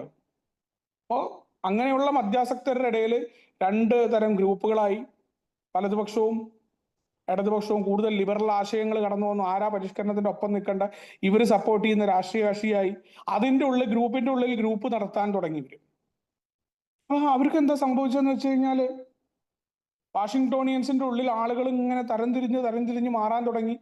അവരെ എതിർക്കാൻ തുടങ്ങി. ഇതിൽ കുറച്ച് ആളുകൾ എന്തായി, അവരുടെ മതം കുരിശുയുദ്ധക്കാരായിക്കൊണ്ട് അവരുടെ മതത്തിലേക്ക് വന്നാലാണ് ക്രിസ്ത്യാനികളായിരിക്കണം, അല്ലെങ്കിൽ മതം മാറണം, യേശുവിന്റെ മാർഗത്തിലേക്ക് വരണം എന്ന് പറഞ്ഞ പ്രവർത്തനങ്ങൾ നടത്തി. അപ്പോൾ അവർക്കെതിരെ വേറെ ഗ്രൂപ്പ് ഉണ്ടായി. അത്തരത്തിലേക്കുള്ള കുഴപ്പങ്ങൾ ആ ഫെലോഷിപ്പിനെ പതുക്കെ അവരങ്ങ് നശിച്ചു പോയി എന്നുള്ളതാണ്. വ്യക്തമായിട്ടല്ല, ഓരോ ഭാഗത്തു നിന്ന് അവരുടെ ഉള്ളിൽ നമ്മുടെ ഒന്നാമത്തെ പാരമ്പര്യമൊക്കെ പ്രസക്തമായി നിൽക്കുകയും ബാക്കി മുഴുവൻ പാരമ്പര്യങ്ങളും നമ്മൾ ഐക്യത്തോടു കൂടി നിൽക്കാനാണ്. അതുകൊണ്ടാണ് നമ്മൾ ആവശ്യമില്ലാത്ത വിവാദങ്ങളിൽ ഇടപെടില്ല, എന്ന നിലയിൽ അഭിപ്രായം പറയില്ല എന്നത് വാഷിംഗ്ടോണിയൻസിന്റെ പ്രധാന പാഠമാണ് നമ്മുടെ മുന്നിൽ. വാഷിംഗ്ടോണിൽ നിന്നുള്ള പാഠം ആൽക്കഹോളിക്സ് അനോണിമസിന് അവഗണിക്കാനാവില്ല. അവരുടെ നാശം കണ്ട നമ്മുടെ ആദ്യകാല അംഗങ്ങൾ നമ്മുടെ സമൂഹത്തെ പൊതു പ്രശ്നങ്ങളിൽ നിന്നും മാറ്റി നിർത്തി. നമ്മൾ അന്നും ഇന്നും എന്നും നമ്മൾ പുലർത്തുന്ന ഒരു പരിപാടിയാണ് പൊതുവായ പ്രശ്നങ്ങൾ. ആൽക്കഹോളിക്സ് അനോണിമസിന് അതിൽ യാതൊരു അഭിപ്രായമില്ല. വ്യക്തിപരമായിട്ട് നിങ്ങൾക്ക് പറയണോ പറയാം. എയുടെ പേരിൽ അതിന് പ്രസ്താവന നടത്താനോ എയുടെ പേരിൽ കാര്യങ്ങൾ പറയാനോ. അതുകൊണ്ടാണ് അനോണിമിറ്റിക്കൊക്കെ ഇത്രയും നമ്മൾ പ്രാധാന്യം നൽകുന്നതിന്റെ കാരണം കൂടി. കാരണം ഏതെങ്കിലും ഒരു വ്യക്തി, പ്രശസ്തരായ വ്യക്തികൾ അവർ ചെയ്ത പ്രവർത്തികൾക്ക് ഉത്തരം പറയേണ്ട അവസ്ഥ വരും. എപ്പോഴും അങ്ങനെയാണല്ലോ, ആ സംഘടന ഉത്തരം പറയണം എന്നുള്ള രീതിയിലാണ് ആളുകൾ ആവശ്യപ്പെടുക. അപ്പോൾ പ്രാഥമിക ഉദ്ദേശത്തിൽ നിന്ന് മാറിക്കൊണ്ട് വലിയ കുഴപ്പങ്ങൾ ഉണ്ടാവും. അപ്പോൾ വാഷിംഗ്ടോണിയൻ എന്ന് പറയുന്ന ആ ഒരു ഫെലോഷിപ്പിന്റെ തകർച്ച നമുക്ക് വലിയ പാഠങ്ങളാണ്. ചരിത്രം എപ്പോഴും പറയുന്ന പോലെയാണ്, നമുക്ക് വലിയ പാഠങ്ങൾ പഠിക്കാൻ പറ്റുന്നതാണ് നമ്മുടെ ഓരോ ചരിത്രവും. നമ്മുടെ മുന്നേ കടന്നുപോയ ആളുകളായിക്കോട്ടെ, നമ്മൾ പറയാറുണ്ട് മറ്റുള്ളവരുടെ വീഴ്ചകൾ നമുക്ക് റിലാപ്സ് ഉണ്ടാവണമെന്നില്ല, പ്രശ്നം ഉണ്ടാവുമെന്ന് മനസ്സിലാക്കാൻ. വീണ്ടും ഉണ്ടാകുന്ന കുടി എനിക്ക് മാറ്റി നിർത്തണം എന്നുണ്ടെങ്കിൽ ഇങ്ങനെ ഞാൻ ചെയ്താൽ കുടി ഉണ്ടാകുമെന്ന് വീണ്ടും പോയി കുടിച്ച ആളുകൾ പറഞ്ഞിട്ടുണ്ട്. അപ്പൊ എനിക്ക് കുടിക്കാതിരിക്കണമെങ്കിൽ ഞാൻ എന്ത് ചെയ്യണം എന്നറിയാൻ പറ്റും. അതേപോലെയാണ് ആൽക്കഹോളിക്സ് അനോണിമസിന്റെ ഫെലോഷിപ്പിന് മുന്നേ ഉണ്ടായിരുന്ന മദ്യാസക്തി എന്ന് പറയുന്ന തങ്ങളുടെ പൊതു പ്രശ്നത്തിന് വേണ്ടി ഉണ്ടായ ടീമാണ് വാഷിംഗ്ടോണിയൻ. അവരാണ് ചിഹ്ന ഭിന്നമായി പോയി. ആവശ്യമില്ലാത്ത കാര്യങ്ങൾ, അത് എന്തിൽ ഇടപെട്ടു എന്നുള്ളതല്ല, ഓരോ കാര്യങ്ങളിലും കുറച്ച് ആൾക്കാർക്ക് ശരിയെന്ന് തോന്നുന്നത് എല്ലാ കാലത്തും ഉണ്ടായിട്ടുണ്ട്. അതുകൊണ്ടാണ് നമ്മുടെ ബിഗ് ബുക്കിൽ എപ്പോഴും പറയാറുണ്ട് എല്ലാ വാദങ്ങൾക്കുമെതിരെ ഒരു വാദമുണ്ട് എന്ന് പറയുന്നതിന്റെ കാരണം. എല്ലാ മനുഷ്യർക്കും അവരവരുടെ അഭിപ്രായങ്ങൾ ഉണ്ടാവും. ഒരിക്കലും നമ്മൾ വിചാരിച്ച പോലെ എല്ലാവരും ഒരേപോലെ യോജിച്ച് വരാറില്ല. അവിടെയാണ് നമ്മുടെ രണ്ടാമത്തെ പാരമ്പര്യം. ഗ്രൂപ്പ് കോൺഷ്യസിനെ നമ്മൾ അംഗീകരിക്കുന്നു, നമ്മൾ ആത്മീയമായ പാതയിലൂടെ മാറുന്നു. നമ്മൾ പടികളിലൂടെ കടന്നു പോവുകയും നമ്മളെ വിലയിരുത്തുകയും ചെയ്യുമ്പോഴേ നമുക്ക് പാരമ്പര്യം അനുഷ്ഠിക്കാൻ പറ്റൂ എന്നുള്ളതാണ് ഏറ്റവും വലിയ രസം. അപ്പോഴേ നമുക്കിത് മനസ്സിലാവുള്ളൂ. അതല്ലെങ്കിൽ നമ്മൾ പിടിച്ച മുയലിനാണ് 3 കൊമ്പ് എന്ന അവസ്ഥയിലേക്ക് നമ്മൾ മാറും. നമ്മുടെ അഭിമാനബോധം അവിടെ കുഴപ്പമുണ്ടാവും. നമുക്കവിടെ സ്വതന്ത്രമായിട്ട് കാര്യങ്ങൾ കാണാൻ പറ്റില്ല. വ്യക്തികൾക്കെതിരെ ആരോപണങ്ങൾ ഉണ്ടാകുമ്പോൾ നമ്മുടെ മുൻധാരണകൾ നമ്മൾ മാറ്റില്ല. നമുക്ക് തുറന്ന് ചിന്തിക്കാൻ പറ്റില്ല. ഓൾറെഡി നമ്മുടെ മനസ്സ് അടച്ചിട്ടുണ്ടാവും. കാരണം വ്യക്തിബന്ധിതമായി നമ്മൾ മാറുന്നത് നമ്മൾ തിരിച്ചറിയില്ല. പാരമ്പര്യങ്ങളെ മനസ്സിലാക്കാൻ പടികൾ നിന്നിരുക. അപ്പൊ നമുക്ക് ഒരു വ്യക്തികളോടും അത്യന്തികമായ ദേഷ്യം ഉണ്ടാവില്ല. അത് ആരും ആയിക്കോട്ടെ. എയുടെ രീതി അങ്ങനെയാണ്. അവിടെ അമിതമായിട്ടുള്ള പ്രീണനവും ഇല്ല, അമിതമായിട്ടുള്ള വെറുപ്പും ഇല്ല ആരോടും. ആ രീതിയിലുള്ള കാര്യങ്ങൾ നമ്മുടെ ചരിത്രങ്ങളുടെ പാഠപുസ്തകങ്ങളിൽ നിന്ന് പഠിച്ചതാണ്. ബില്ല് തുടർന്ന് എഴുതുകയാണ്, നാം എല്ലാം തന്നെ വിവാദങ്ങൾ ഇഷ്ടപ്പെടുന്നവരാണ്. മറ്റുള്ളവരെ എതിർക്കുന്നതും ആക്രമിക്കുന്നതും ഒഴിവാക്കുക എന്നത് ചെറിയ കാര്യമല്ല. നമ്മുടെ കൂട്ടായ്മയുടെ നിലനിൽപ്പിനായി നാം ബഹുദൂരം എതിർദിശയിൽ സഞ്ചരിക്കുന്നു. വർഷങ്ങൾക്ക് മുൻപ് എക്കാരും മറ്റുള്ള ഗ്രൂപ്പുകളും പണം ഉണ്ടാക്കുന്നതിനായി എയുടെ പേര് ദുരുപയോഗം ചെയ്തു. വിവാദങ്ങളും പരസ്യങ്ങളും ഉയർത്തി വലുതാകും തോറും ഇത്തരം പ്രലോഭനങ്ങളും ഉണ്ടാകും. അതുകൊണ്ട് നിയമപരമായി നമ്മുടെ വിലപ്പെട്ട പേര് സംരക്ഷിക്കപ്പെടേണ്ടതുണ്ട് എന്ന് നമുക്ക് തോന്നി. അവിടെ നമ്മുടെ ഒരു പൊതു സ്വഭാവമാണ്. മദ്യാസക്തര് ഏതെങ്കിലും ഒരു നല്ല കാര്യം ഉണ്ടാവുമ്പോൾ നമ്മൾ പറയാറുണ്ട് ആരും അറിയില്ല. ഒരാൾ നല്ല നിലയിൽ പോവുകയാണെങ്കിൽ നമുക്ക് പലപ്പോഴും അത് ഉൾക്കൊള്ളാൻ പോലും പറ്റുന്ന ആളുകളല്ല നമ്മളെന്ന മദ്യാസക്തര്. വ്യക്തിപരമായിട്ട് നമുക്ക് നോക്കിക്കഴിഞ്ഞാൽ നമ്മളൊഴിച്ച് വേറൊരാളെ കുറിച്ച് നമ്മളോട് വേറൊരാളെ പുകഴ്ത്തി പറയുമ്പോൾ ഉടൻ നമ്മൾ എന്തെങ്കിലും അയാളെ കുറ്റം പറയും. നമ്മുടെ സ്വഭാവത്തിൽ അലിഞ്ഞു ചേർന്നിട്ടുള്ള സ്വഭാവമാണ്. അതുകൊണ്ടാണ് നമുക്ക് ഒരാളുടെ തകർച്ച, ഒരാൾ കുടിച്ചു എന്ന് കേൾക്കുമ്പോൾ വളരെ പെട്ടെന്ന് ഉത്സാഹമാണ്. അപ്പൊ പേര് പറയാണ്ട് ഞാൻ പറയാണ്, നമ്മുടെ ഒപ്പം ഇന്നലെ വരെ ഉണ്ടായിരുന്ന ഒരാൾ കുടിച്ചു എന്ന് പറഞ്ഞാൽ ഈ മീറ്റിംഗ് കഴിയുന്നതിന് മുന്നേ എനിക്ക് മെസ്സേജ് വരും ആരാന്ന് ചോദിച്ചിട്ട്. അത്രയധികം ഇൻട്രസ്റ്റ് ആണ്. നല്ല കാര്യങ്ങൾ ഉണ്ടായി, അല്ലെങ്കിൽ ഇന്നലെ എൻ്റെ ജീവിതത്തിൽ വലിയൊരു കുഴപ്പമുണ്ടായി എന്ന് പറഞ്ഞാൽ വലിയ കാര്യമാണ്. അത് നമ്മുടെ പൊതു സ്വഭാവമാണ്. നമ്മൾ എപ്പോഴും മറ്റുള്ളവരുടെ കുഴപ്പങ്ങൾ, മറ്റുള്ളവർക്ക് ഉണ്ടാകുന്ന ആ ഗോസിപ്പിങ്ങുകൾ, അവരെ അറിയാനുള്ള ആഗ്രഹം മനുഷ്യന്റെ പരിണാമപരമായിട്ടുള്ള പ്രത്യേകതയാണത്. അതുകൊണ്ട് തന്നെയാണ് ബില്ല് പറഞ്ഞത് വിവാദങ്ങൾ ഇഷ്ടപ്പെടുന്നവരാണ് നമ്മൾ. അവിടെ ആൽക്കഹോളിക്സ് അനോണിമസ് നമ്മുടെ പൊതു സ്വഭാവം വിവാദങ്ങൾ ഇഷ്ടപ്പെടുന്നവരാണെന്ന് അറിയുമ്പോൾ ഏയുടെ പടികളിലൂടെ നമ്മൾ പോകുമ്പോൾ എന്താണ്, നമ്മൾ മറ്റുള്ളവരെ എതിർക്കുന്നതും ആക്രമിക്കുന്നതും നമ്മൾ മനഃപൂർവ്വം ഒഴിവാക്കുകയാണ്. എനിക്ക് ഇഷ്ടമുണ്ടായിട്ടല്ലത്. എൻ്റെ ബേസിക് സ്വഭാവം മറ്റുള്ളവരുമായിട്ട് കുഴപ്പങ്ങൾ ഉണ്ടാക്കുക, മറ്റുള്ളവരുടെ കാര്യങ്ങളിൽ ഇടപെടുക, എന്തെങ്കിലും ഒന്ന് പറഞ്ഞ 2-ന് 3 പറയുക, അതിന് മറുപടി പറയുക, ഇതാണ് എൻ്റെ കോമൺ സ്വഭാവം. അവിടെയാണ് പടികൾ എന്നിൽ പ്രവർത്തിക്കുക. അപ്പോൾ മദ്യാസക്തരായ ആൽക്കഹോളിക്സ് അനോണിമസിലെ അംഗങ്ങൾ പാരമ്പര്യം പാലിക്കണം എന്നുണ്ടെങ്കിൽ വളരെ കൃത്യമായി പടികളിലൂടെ പോയിരിക്കണം എന്ന് പറയാതെ ബില്ല് പറയുന്നുണ്ട്. നമ്മുടെ കൂട്ടായ്മയുടെ നിലനിൽപ്പ്, കാരണം പൊതു നന്മയാണ് കൂട്ടായ്മ, മുന്നോട്ട് പോകണം, വ്യക്തിക്ക് പ്രാധാന്യം ഉണ്ടെന്ന് പറയുന്ന ഭാഗവും അവിടെയാണ്. വ്യക്തി നിലനിൽക്കണം എന്നുണ്ടെങ്കിൽ പൊതുവായ നന്മ, ഫെലോഷിപ്പ് ഉണ്ടായിരിക്കണം. മറ്റെന്തുണ്ടായിട്ട് കാര്യമില്ല. ഫെലോഷിപ്പ് ഉണ്ടെങ്കിലേ ഞാനെന്ന വ്യക്തിക്ക് അവിടെ പ്രാധാന്യവും മറ്റ് പുറത്തിടങ്ങളിൽ പോലും എനിക്ക് ഇറങ്ങി നിൽക്കാൻ പറ്റൂ. എന്ന ഫെലോഷിപ്പ് ഉള്ളതുകൊണ്ടാണ്. അങ്ങനെയാണെങ്കിൽ എന്താണ്, ആ പൊതു നന്മയെ കരുതിക്കൊണ്ട് എൻ്റെ സ്വാഭാവികമായ ആഗ്രഹങ്ങളുടെ വിപരീതത്തിലേക്ക് പോകണം. ആൽക്കഹോളിക്സ് അനോണിമസിന്റെ പടികളെ കുറിച്ചും അവിടെ പറയാറാം. ആഗ്രഹങ്ങളുടെ വിപരീതത്തിലേക്ക് പോകണം എന്നാ പറഞ്ഞിട്ട്, ബഹുദൂരം എതിർ ദിശയിലേക്ക് പോകണം. അവിടെ കുറെ ഏക്കാരും കുറെ ഗ്രൂപ്പുകളും പണം ഉണ്ടാക്കാനായിട്ട് എയുടെ പേരൊക്കെ ദുരുപയോഗം ചെയ്തത് ഇന്നും ഇന്നലെയും തുടങ്ങിയതൊന്നുമല്ല. അത് തുടങ്ങിയ കാലത്ത് തന്നെ ഉണ്ടായിട്ടുണ്ട്. വിവാദങ്ങൾ ഉണ്ടായിട്ടുണ്ട്, പല പരസ്യങ്ങളും ഉണ്ടായിട്ട് വലുതാകും തോറും അന്നത്തെ കാലത്തുള്ള വലുതാവലെന്ന് പറഞ്ഞാൽ നിസാരമായ 2-3 പേരിൽ നിന്ന് കുറച്ച് 10 പേരാകുമ്പോഴേക്കും തന്നെ പ്രശ്നങ്ങളൊക്കെ തുടങ്ങിയിട്ടുണ്ട്.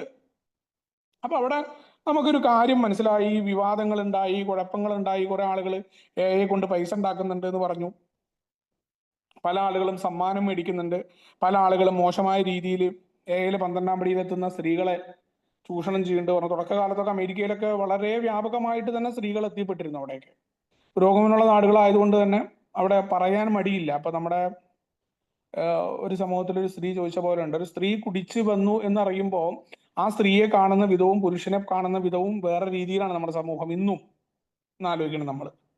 അവിടെയാണ് അമേരിക്കയിൽ ആ കാലങ്ങളിൽ എത്രയോ സ്ത്രീകൾ വരുമായിരുന്നു. അപ്പൊ ആ സ്ത്രീകളെയൊക്കെ മിസ്യൂസ് ചെയ്യുന്ന ആളുകൾ അന്നുണ്ടായിരുന്നു. ഇതൊന്നും നമ്മളില്ല എന്നൊന്നും പറഞ്ഞിട്ടില്ല. തുടക്കം മുതൽ തന്നെ അത്തരം പ്രശ്നങ്ങളും ഉണ്ട്. പക്ഷെ നമ്മളപ്പോൾ നമ്മുടെ പൊതു നന്മയെ കരുതുന്ന ബാക്കി ഉള്ള അംഗങ്ങൾ, എൻ്റെ ഫെലോഷിപ്പ് എന്ന് പറയുന്ന ഓരോ അംഗവും, എൻ്റെ ഈ ഫെലോഷിപ്പ് എനിക്ക് നിലനിൽക്കേണ്ട ആവശ്യമുണ്ട്, ഇതിനെ ഞാൻ നിലനിർത്തണം, ഞാൻ എന്താണ് ചെയ്യുക? അപ്പോൾ ഇത് സാധ്യമാക്കുന്നതിനായിട്ട് എല്ലാ സംസ്ഥാനങ്ങളും വിദേശ രാജ്യങ്ങളും ആൽക്കഹോളിക്സ് അനോണിമസിന്റെ പേര് ഉൾപ്പെടുത്തുന്നതിനായിട്ട് ട്രസ്റ്റിമാർക്ക് ഒരു നിർദ്ദേശം കൊടുത്തിട്ടുണ്ട്. നമ്മൾ പല രീതിയിൽ അത് സങ്കീർണമായ, മെനക്കെട്ട, വളരെയധികം പ്രശ്നങ്ങളുള്ള രീതിയിലേക്ക് മാറി. അത് സാങ്കേതികതയിൽ ഒതുങ്ങി നിന്നു, ചുവപ്പ് നാട കടന്നു വന്നു. എല്ലാ സ്ഥലത്തുമുള്ള എയുടെ പേര് എങ്ങനെ കൊടുക്കണം എന്നുള്ള രീതിയിൽ പല രീതിയിലുള്ള ചർച്ചകൾ, ട്രസ്റ്റിമാർക്കുള്ള നിർദ്ദേശങ്ങൾ കൊടുത്തു. പക്ഷെ അത് എല്ലാ ഗ്രൂപ്പുകളിലേക്കും ചർച്ച എത്തിയില്ല. ഇനി മിസ്റ്റർ ആൻഡ് മിസിസ് അനോണിമസ് എന്ന പേരിൽ ഒരു തിരക്കഥയുമായിട്ട് ഒരു പ്രമുഖ സിനിമാ നിർമ്മാതാവ് രംഗത്തെത്തിയതോടെ പ്രശ്നം ഒരു പൊട്ടിത്തെറിയോടെ പുനർജനിച്ചു. എയെ കുറിച്ചുള്ള വർണ്ണന അസന്തുലിതവും മോശവുമായിരുന്നു. പേര് മാറ്റാൻ സമ്മതിച്ചെങ്കിലും തിരക്കഥയിൽ കാര്യമായ മാറ്റം വരുത്താൻ കമ്മിറ്റി തയ്യാറായില്ല. നമുക്ക് എന്ത് ചെയ്യാനാകും? അവിടെ അടുത്ത വിവാദം കടന്നു വരുന്നു. മിസ്റ്റർ ആൻഡ് മിസിസ് അനോണിമസ് എന്ന പേരിൽ ഒരു സിനിമാ നിർമ്മാതാവ് വന്നു. വേറെ ആളുകളുടെ ജീവിതമാണ്. അതില് എനെ കുറിച്ച് വളരെ മോശമായ എയുടെ കാഴ്ചപ്പാടുകളുണ്ട്. നമ്മൾ അതിൽ നിൽക്കുന്ന രീതിയിലല്ല എനെ അവർ കാണിച്ചിട്ടുള്ളത്. ശക്തമായ രീതിയിൽ അതിനെക്കുറിച്ചുള്ള അഭിപ്രായങ്ങൾ ഉണ്ടായി. ഈ കാര്യങ്ങൾ ഇങ്ങനെ ചെയ്യാൻ പാടില്ല. നമുക്കറിയാം, ജാക്ക് അലക്സാണ്ടറുടെ ലേഖനമൊക്കെ കൊടുക്കുമ്പോൾ ബില്ല് എത്ര തവണ ഗ്രഹപാഠം ചെയ്തിട്ടുണ്ട്. ജാക്ക് അലക്സാണ്ടറെ തന്നെ മാസങ്ങളോളം ഓരോ ഗ്രൂപ്പുകളിലേക്ക് ഇറക്കി വിട്ടിട്ടാ നമ്മൾ വിട്ടിട്ടുള്ളത്. അതുകൊണ്ടാണ് പബ്ലിക് ഇൻഫർമേഷന്റെ ഒക്കെ പാംലെറ്റില്, പബ്ലിക് ഇൻഫർമേഷൻ വർക്ക് ബുക്കിലും എല്ലാ സ്ഥലത്തും ബില്ല് എഴുതാറുണ്ട്. എന്താണ് യഥാർത്ഥ വാർത്ത, എങ്ങനെയായിരിക്കണം നമ്മൾ പബ്ലിക്കുമായിട്ട് ബന്ധപ്പെടേണ്ടത്, എങ്ങനെയായിരിക്കണം നമ്മൾ പ്രസ്സുമായി ബന്ധപ്പെടേണ്ടത്. നമ്മൾ ആലോചിക്കണം. ഇത്രയൊന്നും അംഗസംഖ്യ ഇല്ലാതിരുന്ന കാലത്തും നമ്മൾ പുലർത്തിയിരുന്ന ജാഗ്രത ഉണ്ട്. അതും ജാക്ക് അലക്സാണ്ടറിന്റെ ഒക്കെ ആ ഒരു സാറ്റർഡേ ഈവനിങ് പോസ്റ്റ് എന്ന് പറയുന്ന പത്രം അമേരിക്കയിലെ ഏറ്റവും പ്രധാനപ്പെട്ട ഒന്നായിരിക്കുമ്പോഴാണ് ബില്ല് ചില കാര്യങ്ങൾക്ക് വാശി പിടിച്ചവിടെ വരികയാണെങ്കിൽ അത് നല്ല രീതിയിലായിരിക്കണം എന്നാണ്. ആ നല്ല രീതിയാണ് കുത്തൊഴുക്ക് പോലെ ആൽക്കഹോളിക്സ് അനോണിമസിലേക്ക് അംഗങ്ങൾ വരാൻ ആരംഭിച്ചത്. അപ്പൊ ഏതൊരു പ്രവൃത്തി ചെയ്യുമ്പോഴും വഴിപാട് പോലെ ചെയ്യാതെ അത് കൃത്യതയോടുകൂടി എൻ്റെ ജീവൻ രക്ഷിച്ച ഫെലോഷിപ്പിന് വേണ്ടി ചെയ്യുന്ന പ്രവൃത്തിയാണ് എന്ന ഭാവന ആണെങ്കിൽ ആ രീതിയിലാണ് നമ്മുടെ പഴമക്കാരായ മനുഷ്യർ, ബിൽ വിൽസൺ അടക്കം ഓരോ മനുഷ്യരും ഈ ഫെലോഷിപ്പിൽ കാത്തു സൂക്ഷിച്ചതെന്നുള്ളതാണ്. അപ്പോ ഈ ഒരു സിനിമയുടെ കഥ ആൽക്കഹോളിക്സ് അനോണിമസിന്റെ പേരിനെ മൊത്തത്തിൽ നാശകോശമാക്കുന്നതാണ്. ഇത് പുറത്തേക്ക് വന്നു കഴിഞ്ഞാൽ എന്താ ഉണ്ടാവുക? എയെ കുറിച്ച് തെറ്റായ സന്ദേശങ്ങൾ അവിടെ വരും എന്ന് വന്നു. അങ്ങനെ എയുടെ പേര് ദുരുപയോഗം ചെയ്തതിന് കമ്പനിക്കെതിരെ നിരോധന ഉത്തരവ് നേരിടാൻ ഞങ്ങൾ തീരുമാനിച്ചു. നിയമ നടപടികൾ നമ്മൾക്ക് അനുകൂലമായി മാറ്റിയെടുക്കാൻ കമ്പനിയെ പ്രേരിപ്പിച്ചു. അല്ലാത്ത പക്ഷം എയുടെ തത്വങ്ങൾക്കെതിരെ കേസ് കൊടുക്കാനും വിവാദങ്ങൾക്ക് ചെന്നുപെടാനും നമുക്ക് ഇടവന്നേനെ. ഞങ്ങൾ ആവേശഭരിതരായി. അപ്പോ ആൽക്കഹോളിക്സ് അനോണിമസിന്റെ പേര് ദുരുപയോഗം ചെയ്തതിന് കമ്പനിക്ക് നിരോധനമായ ഉത്തരവ് കൊടുക്കാനായിട്ട് നമ്മൾ ചെല്ലുകയാണ്. അവിടെയാണ് ഈ ചരിത്ര സംഭവത്തിന് ശേഷം നമ്മുടെ ബെർണാഡ് സ്മിത്ത് ഒരു പുതിയ ആശയവുമായിട്ട് വന്നു. ഒരു വക്കീൽ എന്ന നിലയിൽ പ്രതിനിധി സംബന്ധമായ ഒരു പ്രമാണം ആൽക്കഹോളിക്സ് അനോണിമസിന് എളുപ്പത്തിൽ നേടിയെടുക്കാൻ പറ്റും. ഈ നയം എയുടെ പേര് എവിടെയും സംരക്ഷിക്കുന്നു പറഞ്ഞു. ഇത് നമ്മളെ റെഡ് ക്രോസ് പോലെയുള്ള മറ്റനേകം സ്ഥാനങ്ങളുടെ കൂട്ടത്തിൽ പെടുത്തും. എയുടെ പേര് ദുരുപയോഗം ചെയ്യുന്നത് സംരക്ഷിക്കും. അങ്ങനെയാണ് ബെർണാഡ് സ്മിത്തിന്റെ ഒരു പുതിയ ആശയവുമായിട്ട് നമ്മുടെ ബെർണാഡ് സ്മിത്ത്, നമ്മുടെ അദ്ദേഹത്തിനെ കുറിച്ച് നമ്മളിവിടെ വ്യക്തിപരമായ കഥയിൽ പറഞ്ഞിട്ടുണ്ടായിരുന്നു. അപ്പോൾ അദ്ദേഹം പുതിയൊരു ആശയം വന്നു. അതല്ലാന്നുണ്ടെങ്കിൽ ആൽക്കഹോളിക്സ് അനോണിമസിന്റെ പേരിനെ ദുരുപയോഗപ്പെടുത്താനുള്ള സാധ്യതയുണ്ട്. ഇത്തരം പ്രമാണങ്ങൾ എയുടെ ദുരുപയോഗം ചെയ്യാനുള്ള ആരുടെയും ശ്രമങ്ങളെ തടയുമെന്ന് നമ്മൾ കരുതി. ഇത്തരത്തിൽ കനമുള്ള നിയമത്തിന്റെ വടി ആരെങ്കിലും ഈ നിയമത്തെ കബളിപ്പിക്കാൻ ശ്രമിച്ചാൽ അവർക്കെതിരെ ഉപയോഗിക്കാൻ നമ്മുടെ ജനറൽ സർവീസ് ഓഫീസ് തയ്യാറാകുന്നത് പോലെ തോന്നി. പക്ഷേ ആൽക്കഹോളിക്സ് അനോണിമസിന്റെ ജനറൽ സർവീസ് കോൺഫറൻസിന്റെ മനസാക്ഷി മറ്റൊന്നായിരുന്നു. ജീവിത രീതിയെ ഇത്തരത്തിൽ നിയമപരമായി സംഘടിപ്പിക്കുന്നതിന്റെ വിഡ്ഢിത്തം കോൺഫറൻസ് ചൂണ്ടിക്കാട്ടി. പ്രകോപനം എന്തു തന്നെയാണെങ്കിലും നിയമം കൊണ്ട് ആരെ വേണമെങ്കിലും ആക്രമിക്കാം. ശുദ്ധമായ നിയന്ത്രണം കൊണ്ട് മാത്രം നാം തൃപ്തിപ്പെടാനിടയില്ല. പ്രകോപനങ്ങളെ തുടർന്ന് നാം പൊതു താൽപര്യ ഹർജി നൽകാൻ നിർബന്ധിതരാകും. അതുവഴി നമ്മൾ വിവാദങ്ങളിലേക്ക് ചെന്നുപെടും. ഒരു യുദ്ധ തന്ത്രം നിർമ്മിച്ച് നമുക്ക് ഒരിക്കലും യുദ്ധം ചെയ്യാനാകില്ല എന്ന ധാരണയിൽ നമ്മൾ യുദ്ധത്തിന് തയ്യാറാകുന്ന ആയുധം വീട്ടിൽ സൂക്ഷിക്കുന്നതിന് തുല്യമാണത്. ഒരു സംഘടനയല്ല എന്ന് നമ്മൾ പാരമ്പര്യങ്ങളിൽ പറയുകയും സംഘടനാ തലത്തിൽ നിയമനിർമ്മാണവുമാണ് ഇവിടെ നമ്മൾ ചെയ്യുന്നത്. നിയമപരമായ ചോദ്യങ്ങളുടെയും നേട്ടങ്ങളുടെയും വിവാദങ്ങളുടെയും നാം മറക്കേണ്ടതാണ് എന്ന് കോൺഫറൻസ് കണ്ടെത്തി. ഗ്രൂപ്പിലും പൊതുജന അഭിപ്രായത്തിലുമാണ് നമ്മുടെ പരമമായ സുരക്ഷിതത്വം. വളരെ ചരിത്ര പ്രസിദ്ധമായ തീരുമാനം നടന്ന സമയമാണത്. കാരണം ബെർണാഡ് സ്മിത്തിനെ പോലെയുള്ള ആളുകൾ നമ്മുടെ ഒപ്പമുണ്ട്. നമുക്ക് സമൂഹത്തിൽ വമ്പൻ രീതിയിൽ നമ്മളെ സപ്പോർട്ട് ചെയ്യാനുള്ള റോക്ക്ഫെല്ലർ അടക്കമുള്ള ആളുകളുമായിട്ടൊക്കെ നമുക്ക് വളരെ ബന്ധം. കുറേ ആളുകൾ നോൺ ആൽക്കഹോളിക്കായ ആളുകൾ എയുടെ പ്രവർത്തനങ്ങൾ മനസ്സിലാക്കിയിട്ട് നമ്മുടെ ഒപ്പമുണ്ട്. നമുക്ക് വേണമെന്നുണ്ടെങ്കിൽ എയുടെ പേരിന് വേണ്ടിയിട്ടുള്ള നിയമനിർമ്മാണങ്ങളിൽ ഏർപ്പെടാം, പല പ്രശ്നങ്ങളിലും ചെയ്യാം. എയുടെ പേര് ദുരുപയോഗം ചെയ്യുന്ന ആളുകളെ കേസിൽ കൊടുക്കാൻ പറ്റും.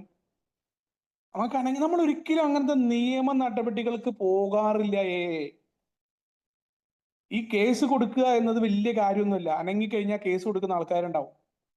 അവർ വിചാരിക്കുന്നത് അവർ ഈ പറയും, നമ്മൾ പറയില്ല പൊട്ടക്കിണറ്റിൽ കിടക്കുന്ന തവളകളെ പോലെയുള്ള ആളുകൾ. തിരിച്ച് ആളുകൾ പ്രതികരിക്കാത്തതിന്റെ കാരണം എയുടെ ആത്മീയത ഈ ചരിത്രത്തിൽ ഉറങ്ങിക്കിടക്കുന്നുണ്ടാ.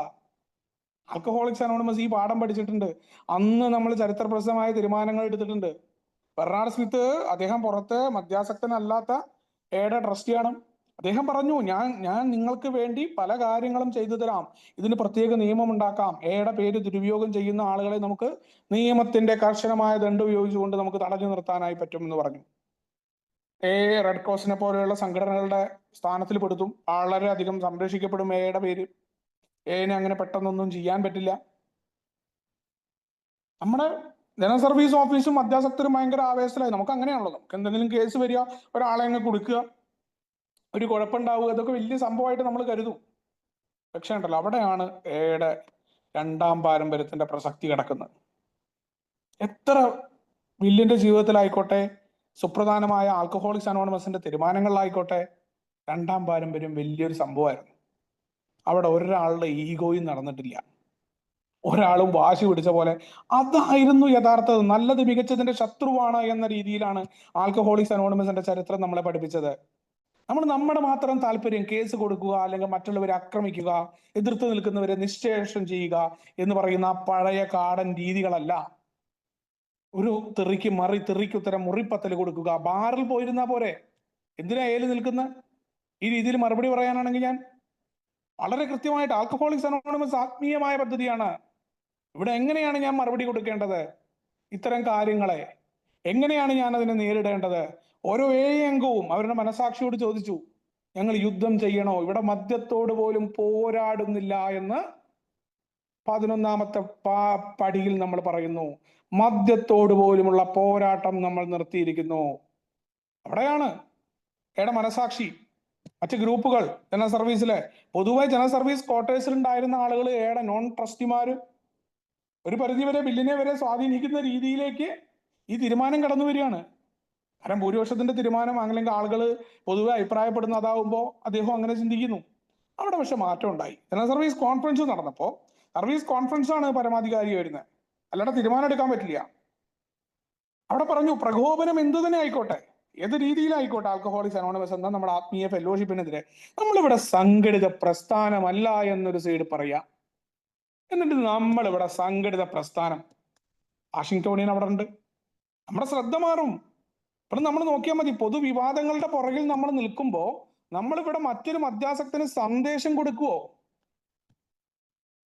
നമ്മുടെ ഇവിടെ എയുടെ സന്ദേശം പുറത്തു പോകാൻ വേണ്ടിയിട്ട് നല്ല ആളുകൾ മാധ്യമങ്ങളിൽ വളരെ ശ്രദ്ധ കിട്ടുന്ന ഒരു പരിപാടി ഇവിടെ നടന്നപ്പോ ആ പരിപാടിയിൽ അനോണമിറ്റി ബ്രേക്കപ്പ് ചെയ്തുകൊണ്ട് ഒരാൾ സംസാരിച്ചു. മറ്റുള്ള ആളുകൾക്ക് പൊതുവിവാദങ്ങളിൽ നമുക്ക് ശ്രദ്ധയാണ്. അഞ്ചാമത്തെ പാരമ്പര്യം പറയുന്ന പോലെ നമ്മുടെ വെൽഫെയർ എവിടെ പോയി? നമ്മൾ എവിടെ നിന്നു? എന്താണ് നമ്മുടെ ഫെലോഷിപ്പിന്റെ ഉദ്ദേശം? ഇത്തരം വിവാദങ്ങൾ ഉണ്ടാക്കലാണോ? മദ്യാസക്തർക്ക് സന്ദേശം കൊടുക്കുക. എത്ര നന്നായിട്ട് പബ്ലിക് ഇൻഫർമേഷൻ പരിപാടി നടത്താം. 3.5 കോടി ജനങ്ങളിൽ 1000 പേര് പോലും തികച്ചില്ല നമ്മള്. ആ വേളയിലാണ് നമ്മുടെ ശ്രദ്ധ എവിടെ പോയി നമ്മൾ ആലോചിച്ചാൽ മതി. സ്വയം നമുക്ക് പരിശോധിച്ചാൽ മനസ്സിലാവും എത്ര മദ്യാസക്തർക്ക് സന്ദേശം കൊടുക്കാൻ പറ്റുമായിരുന്നു. നമ്മൾ എവിടെയായിരുന്നു? നമ്മുടെ സമയം എവിടെയായിരുന്നു? നമ്മുടെ ചിന്തകൾ എവിടെയായിരുന്നു? എത്ര സമയത്തെ നമ്മൾ, വിലപ്പെട്ട സമയത്തെ നമ്മൾ വേസ്റ്റ് ചെയ്തു. കുടിച്ചിട്ട് എത്രയോ സമയം പോയവരാ നമ്മള്. പ്രാഥമിക ഉദ്ദേശത്തിൽ നിന്നുള്ള മാറ്റം, അത് നമ്മുടെ പാരമ്പര്യങ്ങളിൽ നമ്മുടെ പഴമക്കാരായ മനുഷ്യർ, കടന്നുപോയ ഓരോ മനുഷ്യരും ഈ ഫെലോഷിപ്പിനെ ആ രീതിയിൽ സംരക്ഷിച്ച് നിർത്തിയിട്ടുണ്ട്. പ്രകോപനങ്ങൾ എന്തോ ആയിക്കോട്ടെ, നമ്മൾ അത്തരം പൊതു താല്പര്യ ഹർജികൾ കൊടുക്കുക, സംഘടിതമായ പ്രസ്ഥാനമാകുക, മറ്റുള്ളവരെ വിധിക്കാൻ തയ്യാറാവുക, നമ്മൾ ഗ്രൂപ്പ് തിരിയുക. എവിടെയാണ് നമ്മുടെ വീണ്ടും കുടിച്ചുകൊണ്ടിരിക്കുന്ന, ഇന്നും തെരുവിൽ കടക്കുന്ന, കൂട്ടായ്മയിലേക്ക് എത്തിപ്പെടാത്ത മദ്യാസക്തന് സന്ദേശം കൊടുക്കാൻ എങ്ങനെ സാധിക്കും? നമ്മൾ യുദ്ധം ചെയ്യുന്നില്ല. നമ്മൾ ആയുധം ഉണ്ടാക്കി വെച്ചിട്ട് പലപ്പോഴും നമ്മൾ ഒരു ആയുധം വീട്ടിൽ സൂക്ഷിച്ചു വെക്കുക എന്നിട്ട് പറയുകയാണ് നമ്മുടെ പ്രതിരോധത്തിനാണെന്ന് പറഞ്ഞാൽ പ്രകോപനം ഉണ്ടാകുമ്പോൾ നമ്മൾ ആയുധം എടുത്ത് പെരുമാറും. അതുകൊണ്ട് തന്നെ നമ്മൾ അത്തരം പരിപാടികൾ ചെയ്യേണ്ട. യുദ്ധം യന്ത്രം അല്ലെങ്കിൽ യുദ്ധം ചെയ്യാനുള്ള ഉപകരണം, ആയുധം വീട്ടിൽ സൂക്ഷിച്ചുകൊണ്ട് ഞാൻ യുദ്ധം ചെയ്യുന്നില്ല എന്ന് പറഞ്ഞിട്ട് കാര്യമില്ല എന്നും നമ്മൾ അത്തരം ഒരു പരിപാടിയിലേക്ക് നിൽക്കണ്ട എന്നുള്ളത് ആൽക്കഹോളിക്സ് അനോണിമസിന്റെ അന്നത്തെ ജനറൽ സർവീസ് കോൺഫറൻസിന്റെ ആ ഗ്രൂപ്പ് മനസാക്ഷി തീരുമാനം എടുക്കുകയാണ്. നമ്മുടെ പാരമ്പര്യങ്ങളിൽ പറഞ്ഞു നമ്മളൊരു സംഘടനയല്ല. അപ്പൊ നമ്മളെന്താണ്? നമ്മളൊരു സംഘടനാ തലത്തിലുള്ള നിയമനിർമ്മാണം നടത്തേണ്ട കാര്യമില്ല. കാരണം നമ്മൾ വിവാദങ്ങളിൽ പെടും. നമ്മൾ വിചാരിച്ച പോലെ നമ്മൾ മാത്രമല്ല ഈ ലോകത്തിലുള്ളത്. വളരെ നിസ്സാരരായ മനുഷ്യരാണ് നമ്മൾ എന്നുള്ള ബോധ്യം നമുക്ക് അന്ന് ഉണ്ടാവേണ്ടതുണ്ട്. നമ്മൾ മറ്റുള്ളവരെ പോലെയല്ല. വൈകാരികമായിട്ട് ഒരാളുടെ നോക്കോ വാക്കോ തെറ്റിയാൽ പ്രശ്നമാകുന്നവനായി കുടിയൻ. ലോകത്തെ ഇങ്ങനെ മാറ്റിമറിച്ച് കളയാന്ന് പറഞ്ഞ് പോയിട്ട് കുഴപ്പങ്ങൾ ഉണ്ടാവും. നമ്മുടെ പേര്, നമ്മുടെ പ്രാഥമിക ഉദ്ദേശം നടക്കും. നമുക്ക് നേരെ ഉണ്ടാവില്ല ഈ വിവാദങ്ങളും കേസുകളും നടത്താൻ. ആള് പോണം, അതിന്റെ പേരിൽ പ്രശ്നമാവും. നാട്ടിൽ ഈ അടിക്കേസൊക്കെ ഉണ്ടാവുമ്പോ അങ്ങനെയാ. ആദ്യം അടിക്കാൻ എല്ലാവരും ഉണ്ടാവും ആഘോഷങ്ങൾ നടക്കുമ്പോഴേ. അടി കഴിഞ്ഞ് ഈ കേസ് 10 വർഷം നീളുമ്പോൾ ഒരു മനുഷ്യനുണ്ടാവില്ല, ആവേശം നിൽക്കും, സംഘടന ഉണ്ടാവില്ല. ഈ പറഞ്ഞ പോലെയാണ് ഇത്. നമ്മൾ പഴമക്കാരായ മനുഷ്യർ മനസ്സിലാക്കിയിട്ടുണ്ട്. എയുടെ പേരിൽ കേസ് കൊടുക്കുക, പിന്നെ അത് കഴിഞ്ഞ് കുറച്ചു കാലം കഴിയുമ്പോൾ ആവേശമൊക്കെ തീരുവേ. ഈ ആവേശം എന്ന് പറയുന്നത് പൊതുവെ മദ്യാസക്തർക്ക് കൂടുതലാണ്. അത് നീണ്ടു നിൽക്കുന്ന ആവേശവും ഉണ്ടാവില്ല. ഗ്രൂപ്പുകൾ തുടങ്ങുന്ന ആയിക്കോട്ടെ, ഗ്രൂപ്പിന്റെ പ്രവർത്തനങ്ങൾ നടത്തുന്ന ആയിക്കോട്ടെ, ഓരോ മനുഷ്യരും ഓരോ തരത്തിലാണ് നമ്മളൊക്കെ. അത് നമ്മുടെ പഴമക്കാരായ മനുഷ്യർ മനസ്സിലാക്കിയത് കൊണ്ടാണ് നമ്മുടെ ഫെലോഷിപ്പ് നിലനിൽക്കുന്നതിന്റെ കാരണം. നിയമപരമായ ചോദ്യങ്ങളുടെയും നേട്ടങ്ങളുടെയും വിവാദങ്ങളെല്ലാം നമ്മൾ മറക്കേണ്ടതുണ്ട്. കോൺഫറൻസ് ആ രീതിയിലാണ് തീരുമാനമെടുത്തത്. നമ്മളവിടെ ഗ്രൂപ്പിന്റെ പ്രവർത്തനം, ഗ്രൂപ്പുകളെ നന്നായി നടത്തുക. ഗ്രൂപ്പ് എന്താ പറയണ, ഗ്രൂപ്പിലെ ഓരോ മനുഷ്യർക്കും ശക്തമാക്കുക. 12ാം പടിക്ക് വേണ്ടിയിട്ടുള്ള പ്രവർത്തനങ്ങളിൽ എത്തിപ്പെടുക. പൊതുജനങ്ങളുടെ അഭിപ്രായം ഉണ്ടാവണം നമ്മളെക്കുറിച്ച്. നമ്മൾ മാറ്റം വന്ന ആളുകളാണ്. അതല്ലാതെ നമ്മളൊരു പരിപാടിയിൽ പോയി നിന്നിട്ട് ആ പരിപാടിയിൽ നമ്മുടെ സംസാരം കേട്ടിട്ട് ഒരു സെലിബ്രിറ്റി ചോദിച്ചു നമ്മുടെ ഒരു അംഗത്തിനോട്, നിങ്ങൾ ഇപ്പൊ ഇങ്ങനെയാണെങ്കിൽ കുടിച്ച കാലത്തിൽ നിങ്ങൾ എങ്ങനെയാണെന്ന് ചോദിച്ചു. ഇതാണോ പൊതുജന അഭിപ്രായം നമ്മൾ രൂപീകരിക്കുക? നമ്മൾ ആൽക്കഹോളിക്സ് അനോണിമസിന്റെ പ്രതിനിധികളായിട്ട് എവിടെയെങ്കിലും പോവുകയാണെങ്കിൽ ആ ഭാഗങ്ങളിൽ നമുക്ക് സംസാരിക്കാൻ അവിടെ എളിമ എന്താണെന്ന് നമ്മൾ കാണിക്കണം. നമ്മൾ അവിടെ വാഗ്വാദത്തിന് നിന്ന് കഴിഞ്ഞാൽ എയുടെ പേരാണ് അവിടെ പുറത്തു പോവുക. ഒരു സ്ഥലത്തേക്ക് എൻ്റെ പഴമക്കാരൻ അവിടെ നാട്ടിൽ പറഞ്ഞത് ഇന്ന് എനിക്ക് ഓർമ്മയുണ്ട്. സ്കൂള് തരാത്ത ദേഷ്യത്തിന് എൻ്റെ സ്വഭാവത്തിൽ അയാൾക്കൊരു പാഠം പഠിപ്പിക്കണം, അയാളുടെ മുകളിലുള്ള MLA വിളിക്കണം എന്നായിരുന്നു.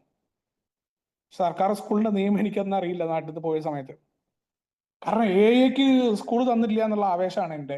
എന്നോട് പറഞ്ഞു, പഴമക്കാരൻ പറഞ്ഞു, പൊട്ടിക്കടങ്ങാൻ പറഞ്ഞു. അവിടെ എയുടെ പരിപാടിക്ക് നിന്റെ ആവേശമൊക്കെ അവിടെ വെച്ചു പറഞ്ഞു. അതൊക്കെ അവിടെ വന്ന് നിന്നോട്ടെ, ആളുകളെയൊക്കെ അവിടെ നിർത്തിക്കോ പറഞ്ഞു. ആൽക്കഹോളിക്സ് അനോണിമസിന്റെ പ്രവർത്തനമാണിത്. നീ അവിടെ നടത്തുന്ന ഓരോ ആവേശവും, നീ കാണിക്കുന്ന എക്ക് വേണ്ടിയിട്ടാണെന്ന് പറയുന്ന മുഴുവൻ കാര്യവും നീ എയോട് കാണിക്കുന്ന നന്ദി കേടാവെന്ന് പറഞ്ഞു. ആ പ്രധാന അധ്യാപകൻ ആ ഹയർ സെക്കൻഡറി സ്കൂളിന്റെ അധ്യാപകനോട് എത്ര നല്ല നിർദ്ദേശമായിരുന്നു അറിയാം പഴമക്കാരന്റെ. അദ്ദേഹം പറഞ്ഞത് ഞാൻ കേട്ടിട്ടില്ലായിരുന്നെങ്കിൽ ഞാനിങ്ങനെ ആലോചിക്കുകയാണ്, എത്ര മോശമായിരുന്നു. കാരണം എന്റെ ഈഗോ അങ്ങ് ബൂസ്റ്റായിട്ടേ എനിക്ക് അയാൾക്ക് മറുപടി കൊടുക്കണമെന്ന വാശി അവിടെ നിൽക്കുക. എന്തോ ആ പഴമക്കാരനെ വിളിക്കാൻ തോന്നിയതും ആ പഴമക്കാരൻ പറഞ്ഞത് കേൾക്കാൻ തോന്നിയതും. കാരണം ആണ് അവിടെ മോശമാവും. ആൽക്കഹോളിക്സ് അനോണിമസിന്റെ ഫെലോഷിപ്പിന്റെ നമ്മൾ നോട്ടീസ് കൊടുത്തിട്ടുണ്ട്, ഇതാണ് എന്നുള്ള സാധനം കൊടുത്തിട്ടുണ്ട്. അപ്പൊ കുടിക്കുന്ന പരിപാടി നിർത്തിയിട്ട് അവിടെ തല്ലുണ്ടാക്കാൻ പോയി കഴിഞ്ഞാൽ നമ്മളെ എങ്ങനെ അവർ വിലയിരുത്തും? മാത്രമല്ല, ഏതെങ്കിലും ഒരാളെ നാളെ അയാൾ തരുമോ? എത്രയോ തവണ ഇപ്പം അയാൾ പോകുന്ന പല സ്ഥലങ്ങളിലും ആൽക്കഹോളിക്സ് അനോണിമസിനെ അയാൾ പരിചയപ്പെടുത്താൻ തുടങ്ങി. അവിടെ ഒന്നും മിണ്ടാതെ നമുക്ക് അവിടുന്ന് പോരേണ്ടി വന്നു. അവിടെ നമ്മുടെ തോൽവിയല്ല, കാരണം ഫെലോഷിപ്പിന് വേണ്ടി ചില കാര്യങ്ങൾ നമ്മൾ ചെയ്യേണ്ടതുണ്ടാവും എന്നുള്ളതാണ്. അത് യഥാർത്ഥത്തിൽ നമ്മുടെ വിജയമാണ് എന്ന് നമ്മുടെ ഈ പാരമ്പര്യങ്ങളിലൂടെ കടന്നുപോയ ആളുകൾ, അല്ലെങ്കിൽ ബിൽ വിൽസൺ അടക്കമുള്ള പഴമക്കാർ. ബില്ലിന്റെയൊക്കെ ജീവിതത്തിൽ അയാളുടെ വ്യക്തിപരമായ രീതികൾ എന്താന്നുള്ളതല്ല. ബില്ലിനെ സംബന്ധിച്ചിടത്തോളം വളരെ കൃത്യമായിട്ട് അദ്ദേഹം തന്റെ ജീവിതത്തിൽ ഓരോ മാറ്റങ്ങളും ആൽക്കഹോളിക്സ് പൊതുവായ നന്മയ്ക്ക് വേണ്ടിയിട്ട് വലിയ മാറ്റങ്ങൾ വരുത്തിയ മനുഷ്യനായിരുന്നു. അയാളുടെ വ്യക്തിപരമായ ജീവിതത്തിലെ പല ത്യാഗങ്ങളും അയാൾ ആൽക്കഹോളിക്സ് അനോണിമസിന്റെ ഫെലോഷിപ്പിന് വേണ്ടിയിട്ട് അയാൾ ചെയ്തിട്ടുണ്ട്. മാത്രമല്ല, അയാൾ ചെയ്ത തെറ്റുകളും കാര്യങ്ങളും തുറന്നു പറയാൻ ഒരു മടിയുണ്ടായിരുന്ന മനുഷ്യനായിരുന്നില്ല. അയാളുടെ പ്രവർത്തികളുടെ ആന്തരികമായ ഫലം എന്താണെന്നുള്ളതാണ് എപ്പോഴും പുള്ളി പറയാറുണ്ട്. നിങ്ങൾ തെറ്റുകൾ കാണുമ്പോൾ ആ തെറ്റുകളെ വെച്ച് ന്യായീകരിക്കാനാകരുത് എന്ന് പറയാറുണ്ട്. നിങ്ങളുടെ രോഗത്തെ നിങ്ങൾ അണ്ടർസ്റ്റാൻഡ് ചെയ്യേണ്ടത് ഞാൻ രോഗിയാണെന്ന് പറഞ്ഞുകൊണ്ട് അതൊരു ന്യായീകരണമാകരുത് എന്ന് പറഞ്ഞ ആൾ ബിൽ വിൽസനാണ്. അതിനുള്ള മാറ്റങ്ങൾ ഉണ്ടാകാൻ ഓരോ കാര്യവും ചരിത്രത്തിൽ ഉണ്ടായിട്ടുള്ള ഓരോ പാഠങ്ങളും നമ്മൾ ബില്ലൊക്കെ സ്വന്തം വ്യക്തിപരമായ പല നേട്ടങ്ങളും അദ്ദേഹത്തിന് ഉണ്ടാക്കാൻ പറ്റുന്നിടത്തും അത് വേണ്ട എന്ന് തന്റെ ഗ്രൂപ്പിന്റെ അംഗങ്ങൾ പറയുന്ന വാക്കുകൾ കേട്ട് വന്ന ആളുകളാണ്. അതിന്റെ തുടർച്ചയാണ് നമുക്ക് ഇന്ന് കിട്ടുന്ന, നമ്മൾ പറയും പണ്ട് അവർ കൊണ്ട വെയിലാണ് നമുക്ക് ഇന്നുള്ള തണൽ എന്ന് പറയാറുണ്ട്. നമ്മുടെ ഫെലോഷിപ്പിന് ആ രീതിയിൽ അന്നുണ്ടായിരുന്ന മുഴുവൻ പ്രശ്നങ്ങളിലും അല്ലെങ്കിൽ ഏതെങ്കിലും ഒരു വിവാദങ്ങളിലൊക്കെ പൊട്ടിയൊലിച്ചു പോയിട്ട് വാഷിംഗ്ടോണിയൻസിനെയൊക്കെ പോലെ പൊതുവിവാദങ്ങളിൽ പെട്ടില്ലാണ്ടാകുന്ന ഫെലോഷിപ്പ് ഒരു വലിയ മാതൃക കാണിച്ചു. അന്ന് ബില്ലടക്കമുള്ള ആളുകൾ എടുത്ത മാതൃകയാണ് പിന്നീട് 13-ാം പടിയുടെ ബില്യൺ കണക്കിന് ആളുകൾ അല്ലെങ്കിൽ മില്യൺ കണക്കിന് ആളുകളിലേക്ക് എത്തിയ വീഡിയോകൾ ഉണ്ടായപ്പോൾ നമ്മളവിടെ അടുത്ത പാംലെറ്റ് ഇറക്കി. അവിടെ സേഫ്റ്റി ഇൻ എ എങ്ങനെയായിരിക്കണം പുതുതായിട്ട് വരുന്ന അംഗങ്ങളോടുള്ള നിലപാട്, സ്ത്രീകളോട് എങ്ങനെയായിരിക്കണം. ആ കാര്യത്തിലാണ് പ്രവർത്തനമായിട്ട് മുന്നോട്ട് പോയി.